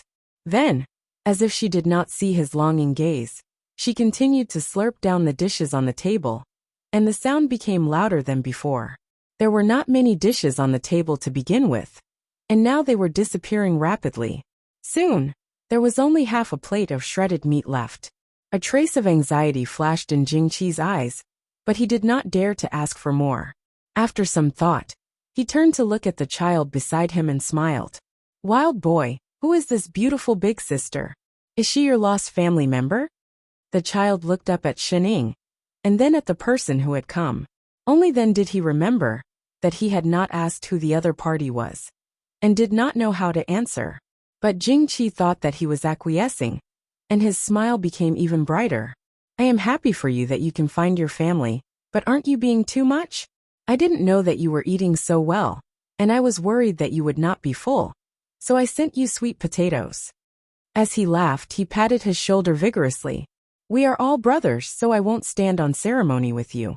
With that said, he did not wait for a response, as if he could not bear it anymore, and directly picked up his chopsticks to pick up the plate of shredded meat. Wait! The child panicked, instinctively looking at Shining. Shining did not move at first, but when the other party's chopsticks were about to pick up the food, she suddenly reached out and lifted the bowl, causing the other party to pick up nothing. Then, in front of the other party, she slurped it all into her mouth, leaving not even a bit of gravy. Only then did she put down the bowl, touch her belly and say, "I'm full." The child, Jingqi, his entire body froze, as if he had not expected that the other party would be so shameless as to snatch food from a child, not even leaving any gravy. His face immediately paled, and his face was full of disbelief. Instead, the child beside him thought of something, and ran back to the kitchen, took out something and handed it to him. "Doggy, this is for you." Unsurprisingly, it was the 2 salted fish. Jingqi was stunned for a moment, and a sense of humiliation that he had never felt before rose in his heart. Anger suddenly surged, and he slapped the child's hand away. "What do you mean? Do you think I'm a beggar?" Not knowing if it was because of anger, his entire face turned red, and his whole body began to tremble. "Wild kid, I did not expect you to be like the people in the village, such a selfish person. Do you think I care about your dishes?" The child touched his red hand. At first he was not angry, but now he frowned and said seriously, "These are big sisters, I can't give them to you on her behalf, but the salted fish are mine." With that said, he handed the fish in his hand. "You!" The other party became even angrier. He looked at Shining, as if he wanted to explode in anger, but in the end he was afraid, and could only turn to glare at the child beside him. "To think that I thought you were different from the others, and wanted to help you. I did not expect. You will pay for your stupidity." He seemed to have thought of something, and with a cold snort, he turned and stormed out. He looked as if the other party had really let down his great kindness. On the other hand, the child looked confused, completely not knowing what was going on. He was not wrong. Those dishes were all brought by Big Sister. He was only responsible for cooking. Of course, Doggy had to ask Big Sister if he wanted to eat. Just as he was thinking, a big hand landed on his head. That Big Sister who could conjure many ingredients suddenly reached out and touched his head, looking straight into his eyes. He only felt a warmth in his heart, and a sense of joy rose in him for no reason. Was Big Sister comforting him? He subconsciously moved closer, wanting to let this trace of warmth linger a little longer. But he saw that she suddenly bent down and gave him a beautiful smile that made his heart tremble. In the next moment, a sweet voice sounded in his ear. "It's time to wash the dishes."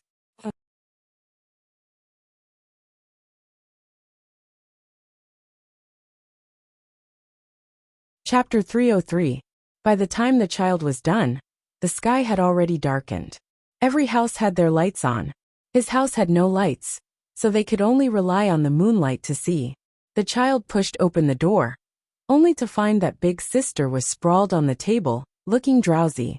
He climbed onto the chair and pushed her hand, before asking curiously, "Big Sister, it's already dark, aren't you going home?" Shining tilted her head lazily and looked at him, nodding. "I am." "Then, I'm waiting for my parents." The child faltered, as if he did not understand her words, and was about to ask. Suddenly, a gust of wind blew from the door, and he subconsciously closed his eyes. In the next moment, a deep voice suddenly sounded. "I'm back, Shining, have you settled it?"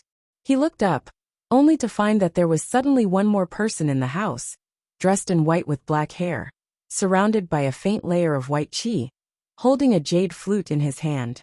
He did not look like a real person, and for some reason he felt a little familiar. He took a step back, a little wary, but Big Sister, who was still sprawled on the table, suddenly tilted her head. "Father Nyo, what took you so long? She did not even make it for dinner. I went to an immortal sect on the way to register." Lone Moon directly sat on the chair at the side, looking up at the cold face of the child opposite him. "We can't always stay in this small mountain village. The spirit chi here is too thin, not suitable for cultivation. I found a suitable sect, and will set off tomorrow morning." "Oh," Shining responded. "I haven't found out what happened to God Fiend." He frowned. For the time being, I don't know what happened to the plane, but the providence suddenly began to tilt, and he can't adjust it no matter what he does, and is about to jump up in anxiety. I can only find out that the direction of the tilt is in the nearby lower realms. Oh, the matter of providence is the most troublesome, and can't be forcefully taken back. It has to be used slowly. Oh, you're the manager after all, can't you be more careful? Lone Moon rolled his eyes at her. At least find out who exactly it tilted to? I know. What? He stood up abruptly. You know. Yes, I saw it earlier. She nodded and added, 2 hours ago. Holy shit. That person is in the 3 Azure worlds. Where is he? Let's go. She must be a fake manager. Lone Moon took a deep breath and resisted the urge to tear her apart. Where did you go? Which direction? East, west, or north and south? Damn it, he couldn't expect her to know the way. In other words, that person had once stayed in this village. Lone Moon frowned and turned to look outside the door. It's no wonder that when we came to this village in the day, it was peaceful. But now the demonic aura is so strong. Looks like tonight won't be peaceful. As soon as he finished speaking, there was a loud bang not far away, as if something had been broken. There seemed to be a flash of white light in the sky. In the next moment, a series of roars could be heard. It sounded like the roar of a tiger and the cry of a fox. All sorts of sounds were mixed together. The originally quiet village suddenly became lively. All sorts of cries and screams could be heard. There was no lack of screams and screams of demons. Obviously, something had appeared. Big sister. The child standing at the side was shocked. He moved towards Shenning with some fear. You can actually be afraid? Lone Moon's eyes flashed with surprise. He looked gloating. It's really not easy to live long. You look much cuter than that fake child in the divine world. The child was stunned. Although he did not understand what Lone Moon was saying, he seemed to be angered by his teasing tone. He took a deep breath and walked out. He sat back on the chair with a serious expression. His little hands were clenched tightly, and he sat up straight. What an uncute child. Aren't you going to help? Shenning looked outside and gestured. There's a protective array in this village. What we broke was only the outer layer. Lone Moon had no intention of moving at all. Although the array inside is not very powerful, it should be able to protect tens of villagers for a night. As long as they don't come out and court their own deaths. What's more, there's an immortal sect nearby. With so many demons barging in, they will naturally sense it. At most, they will send people here at dawn. Shenning did not reply. She only glanced at him. And Godfiend also said that. Lone Moon continued with a serious expression. The fate of mortals is predetermined. We'd better not interfere easily. Oh. Shen Ying's eyes narrowed. She suddenly said, You listened to him? Lone Moon's whole body stiffened. As if recalling something, he cursed under his breath. Shit. Damn it. He almost got tricked by that bastard Godfiend again. He stood up directly and instructed the child opposite him. Look after her. The next moment, his figure flashed and he directly rushed out. The child was stunned. For a moment he did not understand what Lone Moon meant. But he still turned his head and looked closely at the person beside him. In a short while, the terrifying roars outside became much softer. There were even some faint cheers. Shenning continued to play dead on the table. The child's expression also became much better. Until on the right side, there was a loud rumble. It sounded like something was collapsing. It was accompanied by a tiger's roar. His face instantly turned pale. He stood up abruptly and exclaimed, Granny Wong. With that said, he directly turned and rushed out. Che dash. Before Shenning could finish speaking, the other party had already disappeared.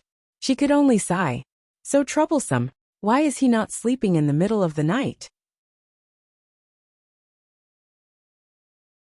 Only then did she stand up lazily with her hands on the table. The child did not run far. He only went to another house tens of meters away. Shenning only circled around twice before she finally found the person. But he had already been caught by a tiger demon. That was a 5th-level tiger demon. It had not even completely transformed into a human, but its human body had a huge tiger head. Its mouth was slightly open, revealing a mouth full of sharp teeth. There was a person under its feet. It looked like an old man. Its two hands were grabbing onto two children. One was I Ching, who was kicking and hitting with all his might. The other was a little girl about 5 or 6 years old. She was sobbing. Let go of me. She struggled with all her might. But her tiny arms did not pose any threat to the tiger demon at all. Ha ha ha ha. Such fresh and tender human flesh. I love it the most. The tiger demon's eyes lit up. He looked like he was about to drool. Originally, this old woman's flesh was too old to taste good. The little one was not even enough to fill my teeth. I did not expect that another little one would come to my door. Finally, I can have a full meal. Let go of Granny Wang and Ñoño. The child used all his strength, but it was still to no avail. Instead, his face was being pinched by the tiger demon until it turned purple. Since you're in such a hurry, then I'll start eating from you.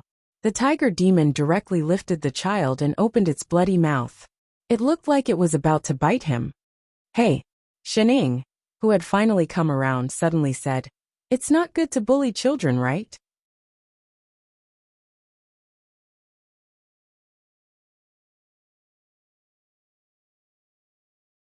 Chapter 304. The tiger demon paused and turned back abruptly. His eyes lit up, as if he had seen something delicious. His saliva dripped down. Women! Ha ha ha ha, what luck do I have today? All of them are coming to me. I like to eat the flesh of young women the most. With that said, he threw the two children in his hands and walked toward Shening. The boy coughed heavily. Before he could catch his breath, he hurriedly shouted back at Shening, "Big sister, run. It's a demon, run." Shening did not move. She watched as the tiger demon reached out to grab her. The child panicked. He pounced forward and hugged the tiger demon's leg tightly. The tiger demon slowed down. Looking at the person on his leg, he frowned. "You're courting death." Light flashed in his hand and turned into sharp claws. He was about to scratch the child's back. "I say." Shening suddenly stepped forward. "You come out to eat people. Doesn't the demon monarch care?" The tiger demon paused. He turned to look at her and sneered. "Demon monarch? Ah, our demon monarch will only let us eat a few more mortals to increase our cultivation." "Oh," Shening paused. "Isn't the demon monarch a rabbit?" "What rabbit?" The tiger demon chuckled. "Little girl, be good and let me eat you. I'll let you die a quick death." With that said, he reached out to grab her heart. "Big sister," the child exclaimed. "Oh, then I'm relieved," Shening murmured. Just as the sharp claws were about to pierce through her chest, she suddenly turned sideways and raised her hand to the back of the tiger demon's head. She pressed hard. The next moment, there was a loud bang. The tiger demon, who was still arrogant just now, was pressed into the ground by her hand. It sank directly and instantly lost its breath. Even the ground cracked, and a crack that was as wide as a human appeared, extending into the village. The child was dumbfounded. He looked up at Shening blankly. He could not react for a long time. Big sister? So powerful. Do you want to learn?" Shening tilted her head. He was stunned for a moment. Then, his eyes lit up and shot out rays of light. His little head nodded hard. "Yes." "All right." Shening clapped her hands and stood up. "My name is Shening. From now on, I'm your master." The child was stunned. The next moment, his eyes lit up, and a sense of fulfillment that he had never felt before welled up in his heart. A while later, clenching his fists, he got up and patted the dust off his body. Kneeling down in front of her, he kowtowed 3 times before cupping his fists. "Disciple greets master." Since you're my disciple again then." Shening nodded in satisfaction. She pointed to the tiger demon on the ground, who had already transformed back into its original form. "Then do you know how to stir-fry tiger meat?" The child, Lone Moon, who had just rushed over. Lone Moon did not spend too much time dealing with those demons. Although there were many demons this time, they were all 5th or 6th level demons. To him, they were like vegetables sent to him. The sky was already bright, and the nearby immortal sects would soon send people over. He was also too lazy to explain to them. Other than being a little frightened, the villagers were fine. The only one who was slightly injured was Grandmother Wang, who lived on the outskirts of the village. That's right, the one who sent salted fish to Chef. That was an old man in his 60s, alone with a 5 or 6-year-old granddaughter. Perhaps because he lived nearby, he would occasionally help Chef, who had completely lost his memory. That was why he rushed out so anxiously earlier. The old man's injuries were not serious. Lone Moon conjured a seal to heal her, left the longevity pill, and left with Shen-Ing and Chef. Before he left, he set up a new defensive array in the village. It was obviously more effective than the previous one. Unless a demon immortal came down, no demons could rush in and eat people. Why did you set up the array at Grandmother Wang's house? Shen-Ing could not help but ask. You still dare to ask? Lone Moon turned back and glared at her. If you hadn't smashed such a big crack, I wouldn't have needed to set up the array there. He got angry at the thought of this. He had been collecting demons well when a crack suddenly appeared behind him, directly splitting the village into two. He almost fell in. If it wasn't because of this, would they need to run away so early in the morning? Oh, she didn't use much strength. Oh, your sister. Lone Moon was full of anger. Next time can you hold back a little? Do you know? He was halfway through his lecture when the child who had been standing obediently at the side suddenly stood in front of him. He opened his little hands in front of Shen-Ing and looked at him with a little anger. I don't allow you to say that about Master. She only did it to save me. Lone Moon was stunned. He then looked at the little bean in front of him and rolled his eyes. Che, how can you still be a master after losing your memory? He ignored him and looked up at Shen-Ing. You took him in as a disciple? Yes. Shen-Ing nodded and touched the little bean's head. Come call Father Neo. Get lost. Lone Moon glared at her and looked at the confused child. It's good that you recognize him. Oh right, little brat, what's your name now? The child shook his head. I don't have a name. From the time he could remember, he had been in that rundown house in that small village. There was no one around him, so no one gave him a name. Just nice. Lone Moon heaved a sigh of relief. He was really afraid that it would be awkward if he changed his name. He pushed Shen-Ing. You're his master. Tell him, what's his name? The child's eyes lit up and he looked at Shen-Ing. Master, do you want to give me a name? Ah. Shen-Ing was stunned. She looked down at the person in front of her and sighed. Oh, you'll be called Ch-I-Ching. Before she could finish, Lone Moon cut her off. He grabbed the child and said word by word. Your Dao name is I-Ching. Do you understand? Chef my ass. It was fine if he called him Chef. But did he have to change his name? Shen-Ing.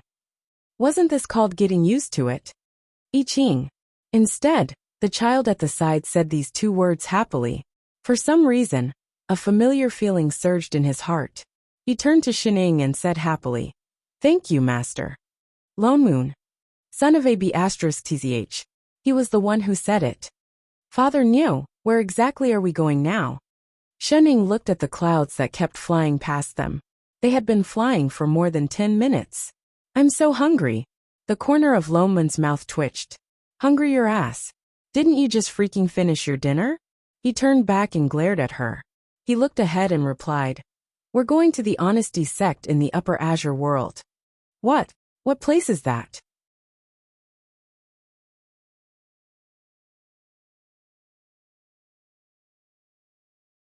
Chapter 305. That's a mid-level immortal cultivation sect in the Upper Azure world. Lone Moon explained casually. When I just came back, I already inquired about it. Honesty sect is mostly sword cultivators, and he wants to start cultivating as soon as possible. That place is suitable for Chef I-Ching, so I've already gone over there to join Honesty sect in our names. Oh, that meant he went out to find a meal ticket. Father Neo was indeed a responsible person. Before I-Ching's cultivation is successful, we will stay there. Lone Moon looked down at Chef. The invasion of the demons into the mountain village had given him a reminder. It was too dangerous for him to fight back like this. He didn't know when his body could recover to accept the assistant seal, but it was obvious that the higher his cultivation, the more advantageous it was for him. So before he became a real assistant, he had to improve his cultivation as soon as possible. Thinking about it, the fan under his feet flew even faster. and stopped after flying for another 10 minutes or so. "We're here." He pointed to a floating peak in front of him that was rich in spirit chi, and conjured a seal for himself.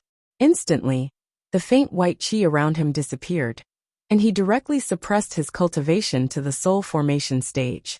He turned to look at Shening beside him, and the corner of his mouth twitched. "Forget about you. Anyway, even if she pretended to be a soul formation cultivator, no one would be able to tell." Huh. Shening was confused. He had already flown in with the others. Lu Hong felt that he might have been very lucky recently. As the sect master of Honesty Sect, he had been racking his brains for hundreds of years, trying to make the sect flourish. He had thought of all ways. But because their sect had always been mainly sword cultivators, sword cultivators' cultivation had always been harder than other cultivators. So there were very few disciples in the sect who were successful in cultivation. Even those who reached nascent soul were less than 5. Sword cultivators' hearts were relatively simple, and the sect had always been harmonious and never had any internal strife. The disciples were also quite hard-working in cultivation, but they were in the upper azure world after all. Compared to other sects, they were not enough. Although sword cultivators could challenge those of a higher level, they couldn't compete with others in numbers. Besides, other sects all had soul formation cultivators. Not to mention the top sects. Even ordinary sects with similar strength would more or less have 1 or 2 soul formation cultivators. Honesty Sect alone had a shallow foundation to begin with. Apart from the founding master who ascended to immortality, no other soul formation cultivator appeared. Especially after an elder failed to break through to the soul formation stage and died, Honesty Sect's days became more and more difficult. He could even imagine that after the next sect competition, Honesty Sect would be demoted from a mid-tier sect to a lower-tier sect. When he thought of this, his heart burned with anxiety, and even his cultivation seemed to have been obstructed and was unable to advance in the slightest. He didn't know if it was the blessing of the ancestral master, but just as he was about to accept his fate, he was hit by a huge pie. Suddenly, a soul formation sword cultivator called Lone Moon came to the sect and asked to join Honesty Sect. He once thought that he was dreaming. That was a soul formation cultivator that Honesty Sect couldn't get for hundreds of years, and now it was delivered to their doorstep so easily? Furthermore, the other party was a sword cultivator. What was the concept of a soul formation sword cultivator? They were invincible among their peers, and could even fight against those of a higher level. In other words, they were invincible in the entire 3 azure realms. Such a powerful cultivator actually wanted to join their sect, which was on the verge of falling into decline. Lu Hong felt that this must be a dream. Absolutely. But when he asked again, the other party didn't have any intention of going back on his words. He even left a trace of his divine perception in the nameplate of the sect, and gave it to him. Only then did Lu Hong confirm that the other party wasn't joking. He was instantly overjoyed. Filled with excitement, he carefully asked if there were any other requirements for the sect. All he could think of was to keep this soul formation cultivator at all costs. But he only thought for a while, and said that he might bring a friend to join them tomorrow. "That's it. What is the cultivation of supremacy's friend?" he asked subconsciously. The other party's face seemed to twitch, and he answered after a while, "You can take it as soul formation." After saying that, he indicated that he was going to pick someone up first, and left Honesty Sect. Soul formation? Another soul formation cultivator. Lu Hong couldn't believe his eyes. He didn't expect that in the blink of an eye, his sect, which was about to become a low-tier sect, would suddenly welcome 2 soul formation cultivators. And they even came on their own, allowing them to be picked up for free. He was so excited that he couldn't even calm down while meditating. He summoned the elders overnight to inform them of this huge matter. The reaction of the whole sect was the same as his. They were so excited that they wanted to go to other sects and shout. They called all the disciples over overnight, and gathered them in front of the main hall, waiting for the other party's return with shining eyes. They expressed their welcome to the pie. Oh no, to the soul formation cultivator with their actions. Who knew that this wait would last for an entire night? Their excitement didn't diminish, and it wasn't until the sun was high up in the sky that they saw the return of the two Pai Apui, the soul formation cultivators. So when Lone Moon brought Shening over, what they saw was Lu Hong and the thousands of disciples behind him in front of the main hall, staring at them with hungry eyes. As someone who had been in two planes, even Lone Moon got a shock. What was going on? Oh, Lu Hong leads the Disciples of Honesty sect to welcome the return of supremacy. Lu Hong took a step forward and bowed respectfully with cupped fists. Immediately, a large group of disciples bowed together. Welcome supremacy. Their voices were loud and clear, and their aura was vigorous. The three people who landed on the ground were dumbfounded. Shening couldn't help but poke Father Nyo with her elbow. You hired extras? Pui. Lone Moon rolled his eyes at her. I just made an appointment. I don't know why this happened. This was a little too enthusiastic. His face darkened, and he had to step forward to support the person in front. Sect Master Lu, you don't have to be so polite. I do. Lu Hong smiled even brighter, the corners of his mouth almost reaching the back of his ears. He was really happy to see who dared to say that their honesty sect couldn't cultivate soul formation cultivators. They didn't need to do anything. They just needed to pick them up. It is the fortune of honesty sect that supremacy can join us. So this time, I would like to let my disciple admire supremacy's elegance. As he spoke, he stepped aside and invited him in. Supremacy, please. The three followed into the hall, and the thousands of disciples outside dispersed. But from time to time, they could feel several curious eyes looking at them, intentionally or unintentionally. Only Lu Hong and another nascent soul cultivator were left in the hall. Lone Moon first did a routine business exchange with the sect master. After a while, he looked at the two and said, "Oh yes, we just came here and are not familiar with our sect. Is the soul formation cultivator in the sect here?" They were going to stay here for a long time after all, and it was necessary to bow to them.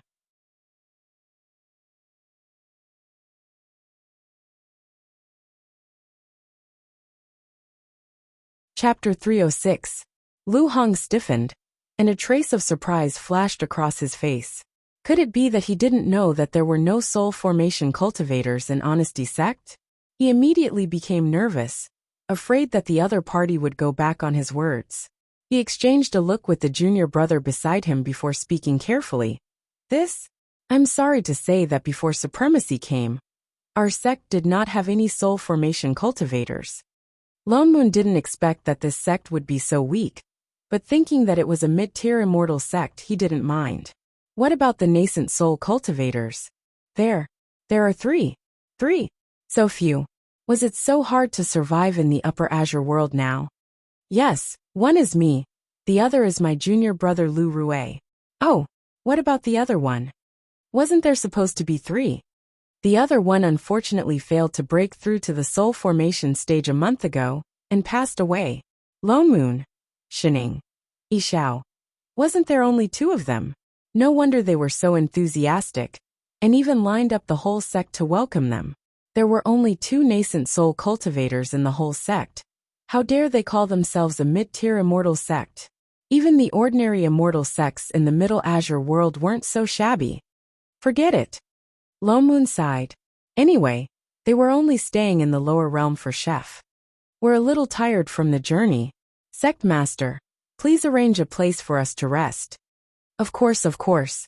Seeing that they didn't leave directly, the sect master heaved a sigh of relief, and immediately led them out of the hall. Supremacy Anne. He looked at Shening, who had already eaten half a plate of fruit, and then remembered that this should be the friend that Supremacy Lone Moon mentioned. He actually forgot to ask. Her name is Shening. Lone Moon introduced. The child beside her is her disciple I Ching. Lu Hong subconsciously looked at her cultivation, but didn't see any fluctuations of spirit power around her. His heart sank. She was indeed a soul formation cultivator. She could hide her aura so well. He hurriedly bowed respectfully. Supremacy Shun. Then he looked at Chef beside him. Little friend I Ching. With that said, he led the three out of the main hall, and went to the back. After passing through a few teleportation arrays, it didn't take long for them to arrive at a floating peak. All he could see was a field of pink. This was a peach forest, and the flowers were in full bloom. It looked very beautiful, and he could faintly see some low-level spirit herbs everywhere. There was a small building in the forest that was extremely elegant. Lone Moon was a little confused. The scenery was good, but wasn't the spirit chi here too thin? Normally, immortal mountains and blessed lands would not easily grow mortal plants. This peach blossom forest was obviously not specially planted. Instead, it grew on its own due to the sparse spiritual energy. To put it lightly, being able to reach core formation in a place like this was already a sign of fate.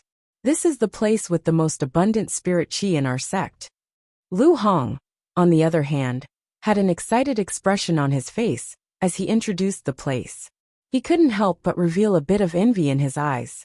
So this is the place where the founder of our sect cultivated. It is rumored that it is the place where the spirit vein passes through. Spirit vein? You must be joking. Are you sure there is a spirit vein here? Lu Hong stiffened for a moment and said with some embarrassment, "Ever since the ancestral master ascended, the spirit chi here is indeed different from before. But, as compared to the other peaks, it is indeed much thicker." Lone Moon turned to look at the other spirit peaks. He didn't notice it earlier, but now that he took a closer look, the spirit chi was indeed getting thinner and thinner. Suddenly, he had the urge to turn and leave. I Ching wanted to cultivate. This kind of spirit chi was definitely not enough. Instead, Shenning turned to poke Lu Hong and asked, "Sect Master, do you provide meals?" Lu Hong faltered for a moment, thinking that she was afraid that the disciples around her would be hungry without grain liberation. He immediately nodded and said, Yes. Our sect doesn't have much else, but we have especially many low-level disciples. That's why there are several canteens in the sect." "All right, we'll stay." Shun Ying's eyes brightened. "That's enough from you." The corner of Lone Moon's mouth twitched. "Don't stop walking the moment you hear about food. And that sect master Lu, he has so many low-level disciples, and none of them have grain liberation. What's there to be proud of? Lone Moon felt a little mentally tired. He took a deep breath and said, "Forget it, if you want to stay then stay. Sect Master Lu, please bring some high-level Dharma artifacts over. I'll borrow them, and set up a spirit gathering array. After a long time, perhaps the spirit meridians below will be able to recover." Recover the spirit meridians? That was something that would benefit the entire sect. Lu Hong's eyes brightened, and he immediately took out his storage bag. "All right, all the Dharma treasures of our sect are here. What level of Dharma artifact does Supremacy want? The higher the better." Lu Hong thought for a moment, and immediately took out a spirit sword from his bag. He handed it over with a face full of excitement. "This is the highest level Dharma artifact of our sect, the Dharma treasure of our sect, demon-slaying sword. Supremacy, please see if you can use it." Lone Moon looked at the demon-slaying sword that he carefully held up. The corner of his mouth twitched violently. "Are you kidding? Your sect's Dharma treasure is a 6th level spirit sword. And it's freaking cracked. Nothing else? Is it not enough?" Lu Hong thought for a moment, and then took out a 5th level broken fan, a 4th level zither, a 3rd level broken bell. He handed it over with a sincere expression. Lone Moon's face was already as black as the bottom of a pot. What kind of poor and destitute sect had he randomly entered?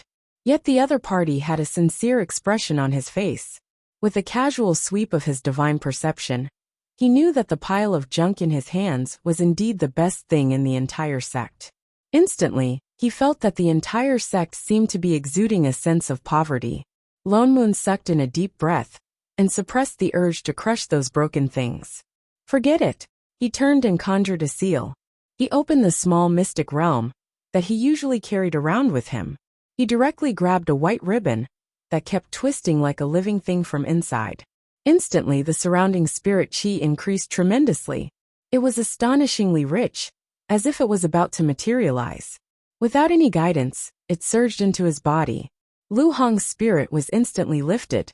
Even his cultivation that had not moved for a long time was slightly loosened. He could not help but stare at the white object in Lone Moon's hand with wide eyes. This Could this be a spirit meridian? He exclaimed. It's an immortal. Lone Moon stopped halfway inside. Forget it. Just take it as a spirit meridian. He still had half of the immortal meridian that the little bird had given him. He directly took 2 steps forward, conjured a seal, and planted the half of the immortal meridian in his hand. In an instant, something spread out from the entire floating peak. The originally thin spiritual chi instantly surged and filled every corner of the sect. The ground also shook. With the help of spirit chi, Honesty Sect, which was originally floating more than 10 meters in the air, began to rise straight up. In a moment, it was already floating above the clouds. The richer the spirit chi in the blessed land, the higher it would float. This was common knowledge in the 3 azure realms. But no one had ever seen it go straight up into the sky. Lu Hong was so shocked that he dropped the Dharma artifact in his hand. He opened his mouth wide in disbelief. Come with me for a while. Lone Moon tugged at the dumbfounded Lu Hong. Supremacy, where are we going? Lu Hong was still confused. To check the accounts. I just can't stand the sight of you being so poor. Lu Hong. Shening. I Ching. Fruit Daddy was still the same daddy. _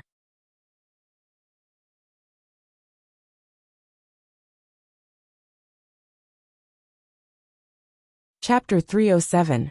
Shening and the others stayed at Honesty Sect. Because of the immortal meridian, Honesty Sect, which was supposed to be a low-class sect, became the sect with the densest spirit chi in the Upper Azure world.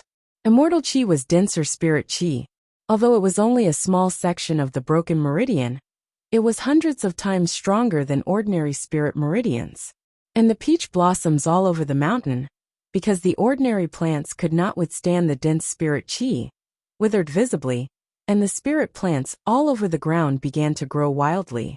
Perhaps it was a coincidence that the floating peak they lived on was called Flutterless Peak. For convenience, Lone Moon changed it to Invincible Peak. Perhaps because he mistakenly entered a poor sect, Lone Moon felt that it hurt his dignity as a CEO. After that day, he dragged Lu Hong to check the accounts, and did not return for a few days. The entire Honesty Sect suddenly became busy, and one could often see low-level disciples rushing by. The quietest ones were the master and disciple on Invincible Peak. Shening lived a good life of eating and sleeping every day, completely letting herself go. Until Father Nyo finally remembered the purpose of coming down to the lower realm and returned. I went around to find out more these few days. Lone Moon said with a heavy expression. The spirit chi in the Azure world is much thinner than before. No wonder Honesty Sect still had thousands of disciples despite having so little spirit energy. According to the last time we ascended, it has already been millions of years. The 4 great clans of the past no longer exist. He sighed, feeling as if the world had changed and things remained the same, but the people had changed. Oh, Shening responded. She was not as emotional as he was. She already knew it when she first saw Long Worm. I think the decrease in spirit chi should be related to Azure World becoming an independent world. Lone Moon guessed that this was an immortal mystic realm in the past, and a world nurtured by immortal meridians. Naturally, there was plenty of spirit chi, and so many soul formation and itinerant immortals. But since Azure World became one of the 3,000 worlds, all the spirit chi was nurtured by heaven and earth, so it was natural that it would be thin. There were gains and losses. It seemed like it would be more than 100 times harder for people in Azure World to ascend and become immortals. Oh, Shening continued to eat her pastry. The other half of the immortal meridian that I planted will slowly be assimilated by the Azure World. It won't last long, Lone Moon said seriously. That's why we have to get Chef to cultivate as soon as possible. Huh? Why is he still immortal? Before he could finish, he glanced at I Ching, who was holding a plate at the side, and exploded. Huh? Shening paused. Your sister. Lone Moon snatched the cake from her hands. Didn't I give you the basic cultivation jade slip for you to teach him? What have you been doing these past few days? At least teach him how to draw chi into his body. It's been almost half a month. How come he hasn't even cultivated chi? So troublesome. Troublesome my ass. You're just lazy. Father Neo, Shenning suddenly said seriously. Are you sure you want me to teach you? Dang. He stopped mid-sentence. A row of images of adamantine Barbie flashed through his mind, and the corner of his mouth twitched. I teach. Gnashing teeth. JPG, damn it. If I Ching really became a body cultivator, he would disband Invincible Sect when he got back. Chef, sit down cross-legged. He turned to look at I Ching. I Ching paused and subconsciously turned to look at Shenning. Seeing that she had no intention of objecting, he put down the cake in his hand and turned to sit down. Very good. The achievement of pushing the blame to others is complete. Greater than over equal to. After you sense the spirit chi, just follow this method. Lone Moon pointed a finger at his forehead. A trace of spirit chi flowed through his meridians. Just as he was about to withdraw it, a large amount of spirit chi surged into I Ching's body, squeezing out the spirit chi that he did not have time to withdraw. His cultivation level also rose in a straight line. Chi refinement level 1, chi refinement level 2, until it stopped at chi refinement level 3. Holy shit! Lo Moon was shocked. Chi refinement had always been fast, but this was way too fast. Ordinary people would need at least 1 or 2 years to reach chi refinement level 3. How long did he take? Not more than 10 seconds. What's going on? He looked up at the person beside him. He's Chef. Shenning replied matter-of-factly. Isn't that obvious? Of course He paused and widened his eyes. You're not going to say that apart from his body, his cultivation level did not drop as well, are you? Chef was a dragon. His initial cultivation level was divine realm. His body was special now. It could not withstand too much cultivation. He looked like a mortal before, because he did not have spirit chi. In other words, as long as he had enough spirit chi, he would not need to cultivate at all. That's right. Son of AB *TCH. This bunch of damn cheats. I Ching looked at his little hand curiously. His eyes brightened. He was a child after all. He turned his head and looked at Shenning, who was behind him. His face was filled with, I've learned it, please praise me, please reward me. Shenning paused. She picked up a cake from the table and handed it over. Here. Reward. I Ching's expression brightened. He immediately stood up and took the cake. So the master and disciple happily ate the cake together. Lone Moon. King retard. Just as he was about to say something, a person flew over hurriedly from afar. Greetings, Supremacy. The person bowed in Lone Moon's direction. What's the matter? Lone Moon recognized him as the disciple beside Lu Hong. Supremacy, Sect Master has an urgent matter. He wants to invite Supremacy to the main hall. Lone Moon frowned. Ever since he checked the accounts, Lu Hong ran away faster than a rabbit every time he saw him. Why did he take the initiative to invite him this time? Got it. I'll go over right away. He lowered his head and glanced at I Ching beside him. The corner of his mouth twitched, but he could not help but add. You should stabilize your cultivation first. You created your own sword technique. I can't teach you. You can only rely on yourself to slowly understand it. Yes. I Ching nodded his little head, his face still cold and indifferent. Lone Moon then followed the disciple and flew towards the main peak. When the figure disappeared, I Ching's demeanor changed instantly. He was no longer cold like before. He was still a child after all. No matter how calm he was, he could not suppress the excitement of his first cultivation. He pulled Shenning aside and asked her about it. Master, was that cultivation just now? I see a lot of colorful lights around me. Master, was that spirit chi? I have those lights in my body now. Master, after I have that spirit chi in my body, will I be as powerful as Master? Master, what is the sword technique that Supremacy wanted me to figure out? How do I figure it out? Master, is it? He asked faster and faster. It was as if he did not need to answer. He just poured out all the questions in his heart. Shenning. This time Chef seemed a little talkative.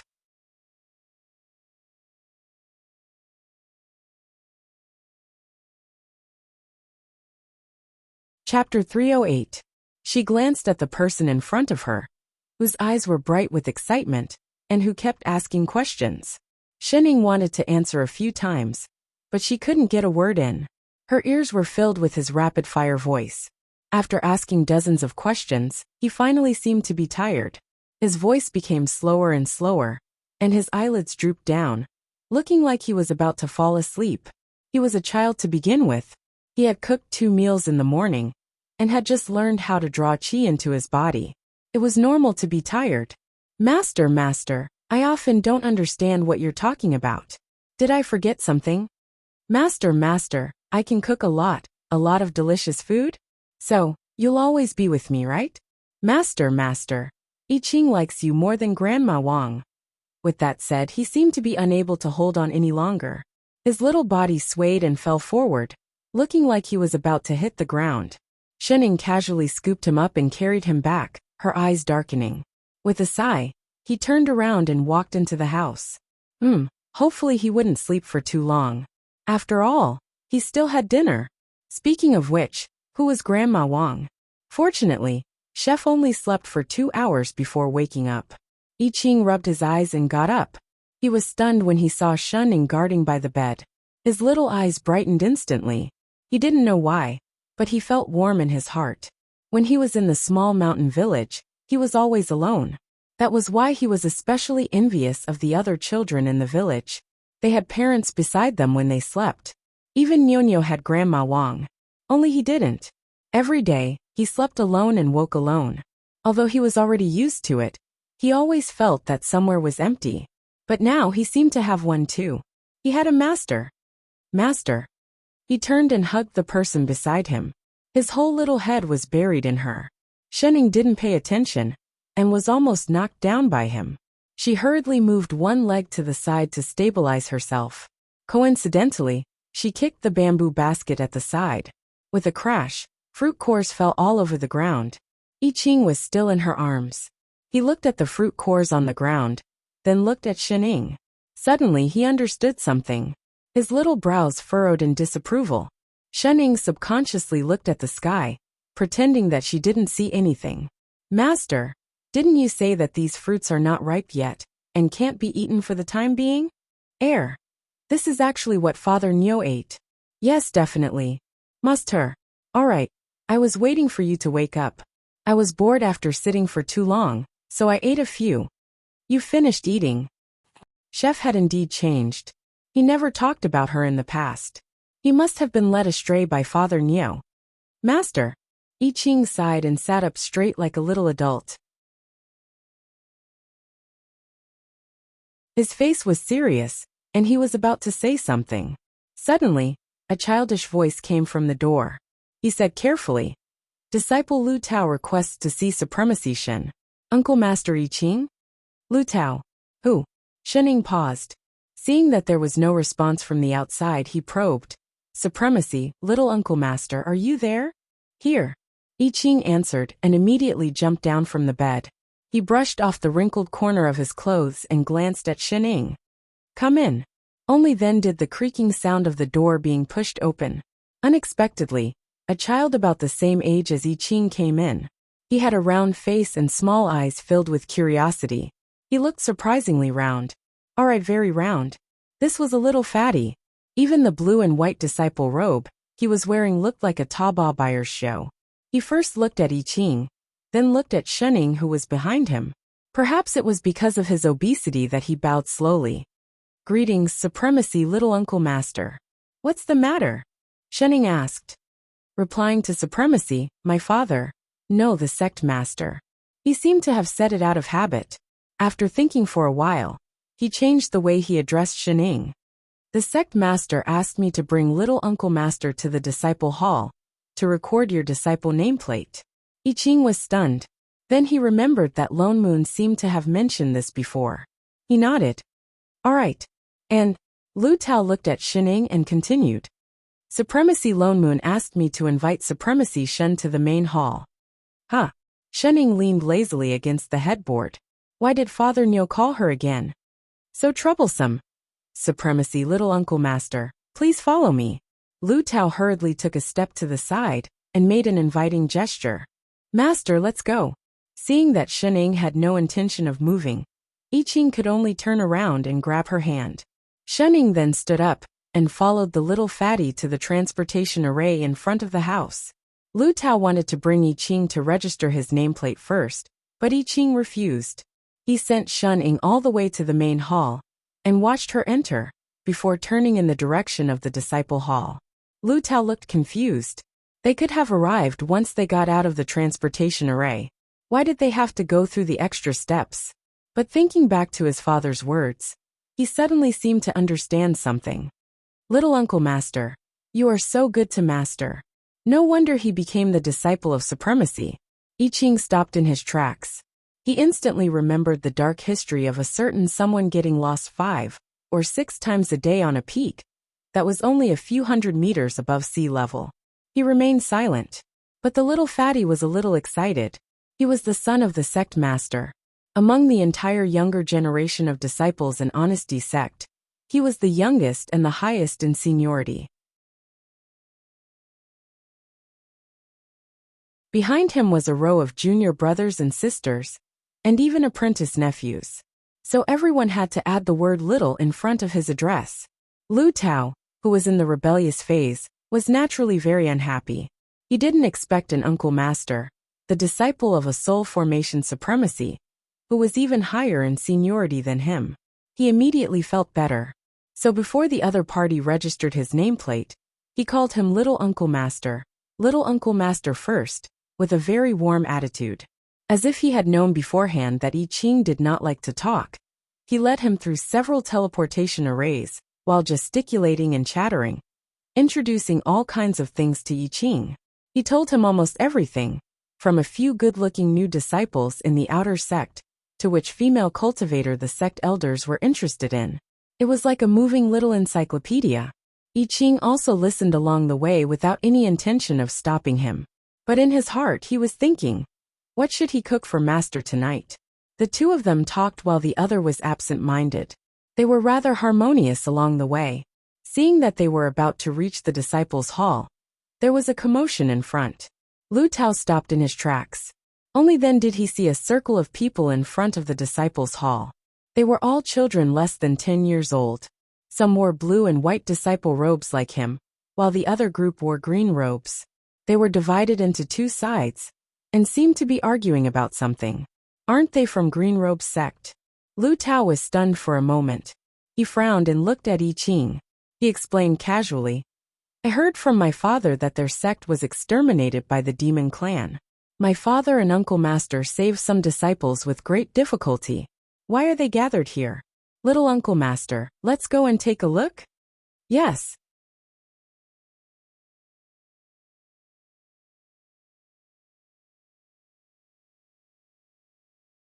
Chapter 309.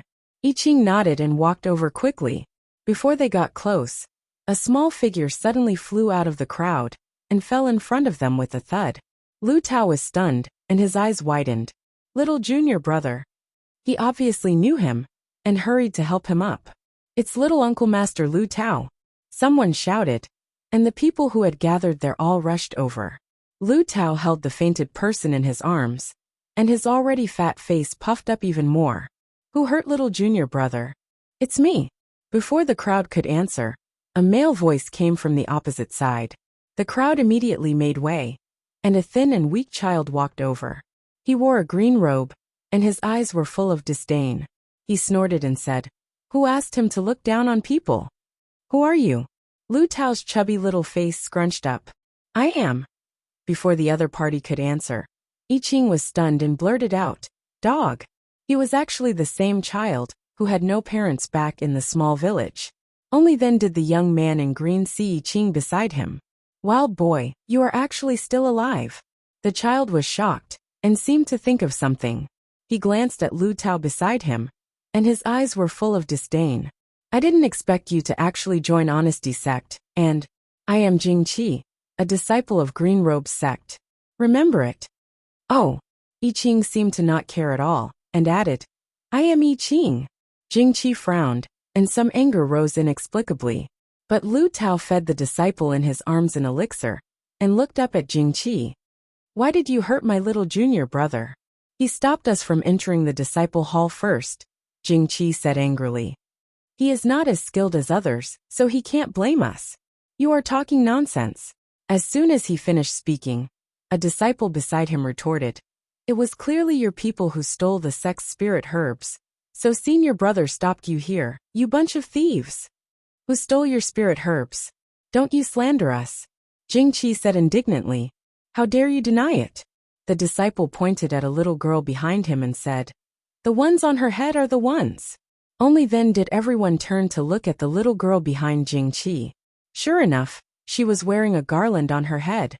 There were colorful flowers on it, faintly exuding spiritual energy. "That's the spirit grass that the sect leader told us to plant. Little senior brother has been taking care of it for more than a month. But as soon as they came, all of them were plucked clean. That was why they came to stop them." As soon as these words came out, everyone looked at the little girl. They were all young, and anger came quickly and directly. Even among the disciples of the Qingyi sect, there were many whose expressions changed.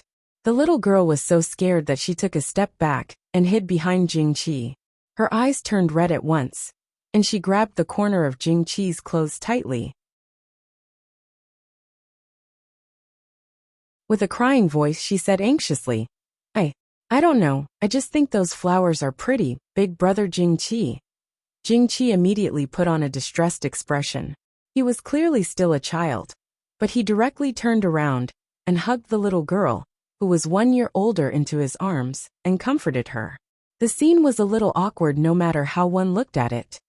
"Little junior sister, don't cry. My heart will ache." With that said, he turned around and glared at the other children in front of him. "Isn't it just some broken grass? It's worth it for you to bully people like this."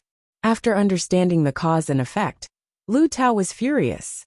It was clearly the other party who stole the spirit herbs first and injured them later. But she could still be so righteous. Stealing the sect's spirit herbs is a big crime. She must be punished for stealing. The little girl cried even more sadly. "Are you all deaf?" Jingqi glared at him and said, "My little junior sister already said that she didn't do it on purpose. She didn't even know that it was a spirit herb. As the saying goes, those who don't know are not guilty. This matter can't be blamed on her. At most, we will return it to you in the future." Whether she knows or not, the spirit herbs are with her now. Lu Tao said seriously. She should be punished. Moreover, you injured my junior brother just now, so you're the same. You. Jingqi became even angrier, his face full of anger, as if he had been greatly wronged. Suddenly, he thought of something, and turned to look at I Ching beside him. "Wild boy, do you think so too?" "Huh." I Ching was stunned, and a trace of confusion flashed across his face. He had just thought of the 10th dish he was going to make for Master tonight. "My junior sister is still a child. Do you really have to be so aggressive?" He said this as if the others were not children. I Ching glanced at the little girl behind him with a frightened face, and then understood what he was asking. His little face darkened, and after a while he said, "Wrong is wrong." "You." Jingqi's face was full of disbelief, as if he had been betrayed. "You are actually such an ungrateful person. Do you know that little junior sister is the daughter of the Green Robes sect master?" I Ching was stunned, but his expression did not change. "Then, does it have anything to do with this? If not for the protection of the Green Robes sect, the people in our village would have been eaten by demons long ago. I didn't expect that once you joined Honesty sect, you would help others to deal with the daughter of your benefactor." He said righteously, "You are really too cold-blooded." I Ching frowned. The villagers were obviously saved by Master and Supremacy Lone Moon. What did this have to do with the Green Robes sect? Cut the crap. Lu Tao could not bear to listen anymore.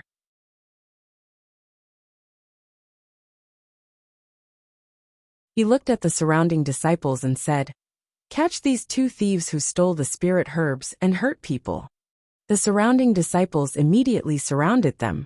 Jingqi still protected the little girl behind him, and pulled out his sword and looked at the crowd fiercely. But the other Green Robes disciples who were originally following behind him looked at each other and hesitated. You are just relying on your numbers." Jingqi laughed coldly, and something flashed in his eyes. He still looked at the children arrogantly. I didn't expect that the dignified honesty sect is also a group of shameless scoundrels. You can't win, so you want to bully others with your numbers. Who can't win? Lu Tao glared at him angrily. Didn't I defeat that junior brother of yours just now? He is a sword cultivator so weak. Don't speak ill of my honesty sect. Lu Tao was furious. He pointed at him angrily and said, My junior brother just entered the sect not long ago, and is only at the 2nd level of chi refinement. You are at the 3rd level. Of course he can't win you. Fight with me if you dare. Alright, let's fight. A hint of joy flashed in Jing Qi's eyes. If you lose, you have to let us into the Hall of Disciples and apologize to my junior sister. Alright, Lu Tao nodded and said, If you lose, you have to apologize to my junior brother too. Alright. I Ching frowned. He had a feeling that the other party said this on purpose and was about to speak. But Lu Tao had already pulled out his spirit sword. He did not feel that he would lose at all. After all, he was already at the 5th level of chi refinement. Against someone at the 3rd level of chi refinement, there was naturally no possibility of him losing. Seeing that the two of them were ready, the disciples all made way, and I Ching also retreated to the side.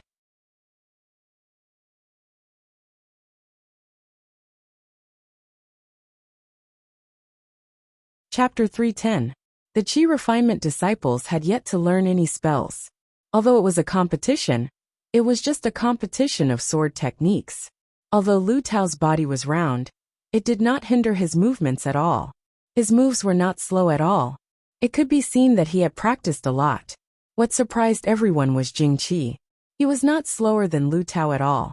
Not only could he block every move, but he could also counterattack at the right time. I Ching could not help but be surprised. Jing Qi had only joined Green Robe's sect for a few months. He did not expect his sword techniques to be so powerful.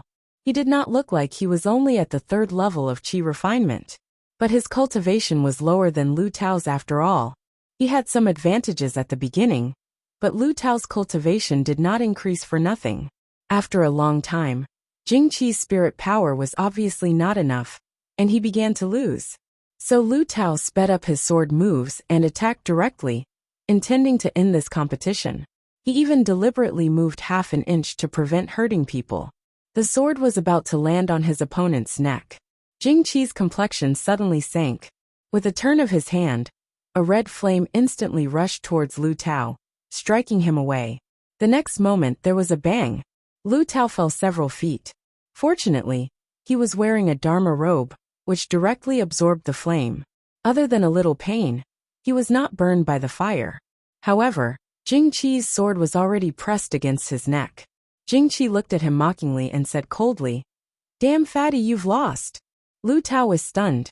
He looked at the sword that fell not far away, and did not react for a moment. The people present all exclaimed in a low voice. That was the fire manipulation art, right? He can manipulate fire at the 3rd level of chi refinement. So powerful. That is a spell that can only be used by Foundation Establishment cultivators. He actually defeated Little Uncle Master Lu Tao. Little Uncle Master is at the 5th level. Yes, I did not expect Green Robe sect to have such a powerful person. I heard that he has a heaven spirit root. For a moment, everyone looked at Jing Qi with excitement. Even the hostility just now had lessened a lot. Jing Qi snorted coldly, as if he did not see their shocked expressions. He looked at the people below with even more disdain. Damn fatty, admit defeat. Quickly apologize to my little junior sister. Lu Tao was not angry, nor did he feel humiliated. He quickly got up and bowed to the little girl not far away. I'm sorry.